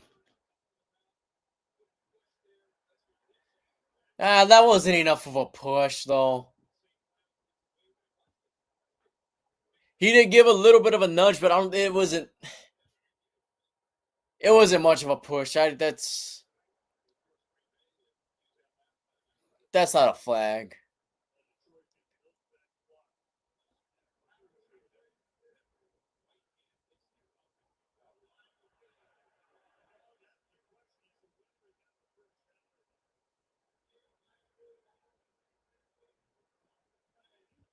Okay, I think they said he was short.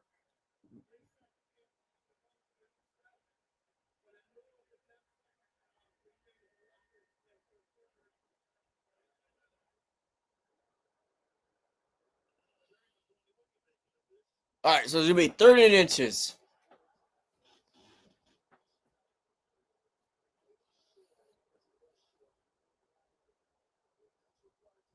All right, so I don't know how that makes 6 extra seconds on the game clock. I don't know how that worked, but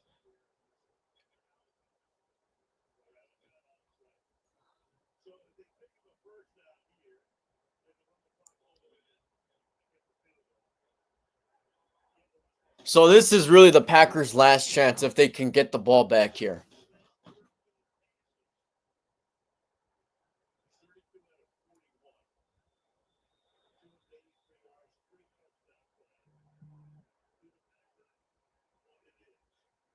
All right, Packers look like they're just going to rush the line. Montgomery in the backfield. Biggest play of the game here. It's a handoff. Montgomery gets hit, but he looks like he got it. Or is he short? No, he's short.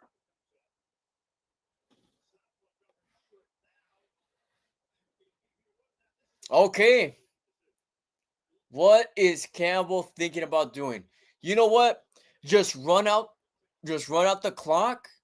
Take a timeout before it's a delay the game and then make a call there. That's what I would do. And I think that's what they're going to do. Take time to make that decision at the very least.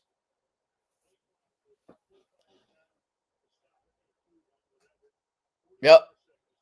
All right, so we're at 43 seconds left. You know what, man? Just kick the field goal. Just kick the field goal. Just take the lead. Take the points.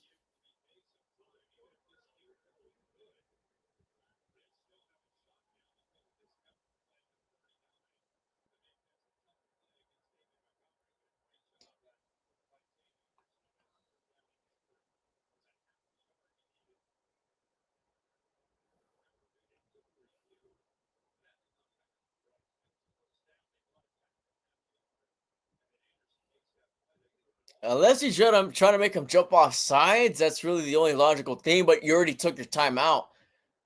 So if you try to make him jump off sides, you can't take another timeout.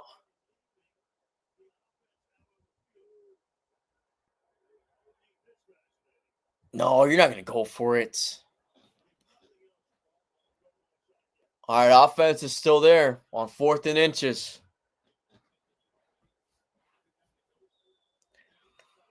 They are 3 for 4 on 4th down conversions in this game. Montgomery. Man in motion. They go for it. Goff slips. Montgomery gets the first down, though. And that is going to run out the clock for a potential game-winning field goal. Risky call by Campbell. But that's all he does. That's what he lives for.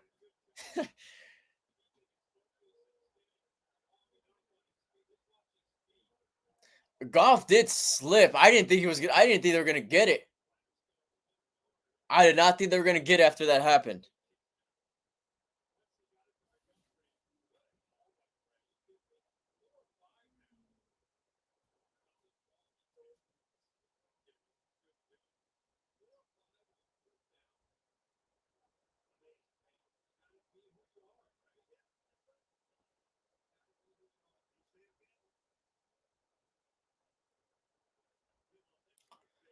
Yeah, it was risky, but that's their whole identity. You live by it, you die by it. That's what Campbell does.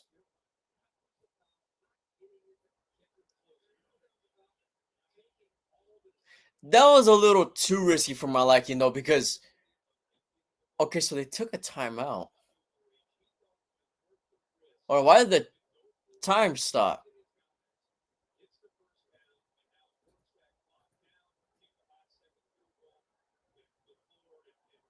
Oh, you know what? Maybe they stopped the clock just so they could get it to where the kicker likes, like the hash the kicker prefers it at.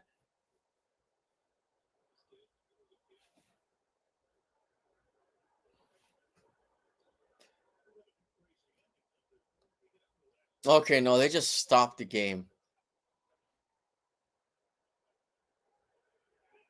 So they're just gonna run a play just to get it to where the kicker likes it. And Goff just runs it to the left hash. And this is gonna lead to the field goal unit to come out and attempt to win it here. Bates, who has won the game for the Lions a few times this season, one of them against the Houston Texans. Can he do it here again? All in all, this was a really good game. A really good game. Both teams brought the best out of each other.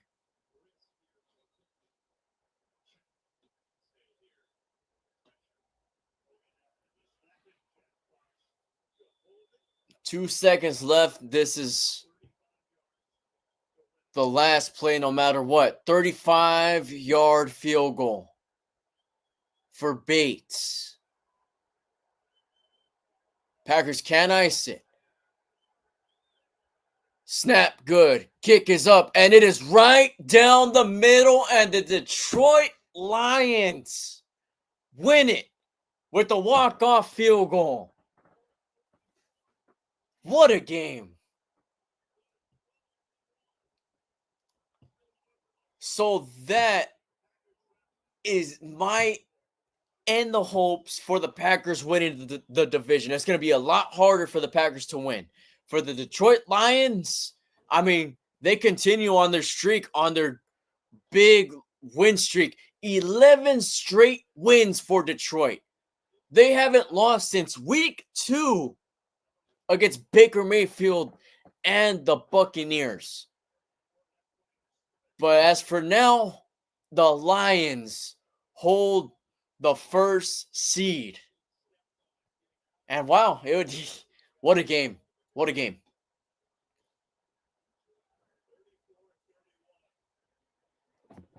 And St. Brown didn't have that great of a game, but you know what? Jared Goff was able to get it to his other receivers, his other tight ends, his other weapons.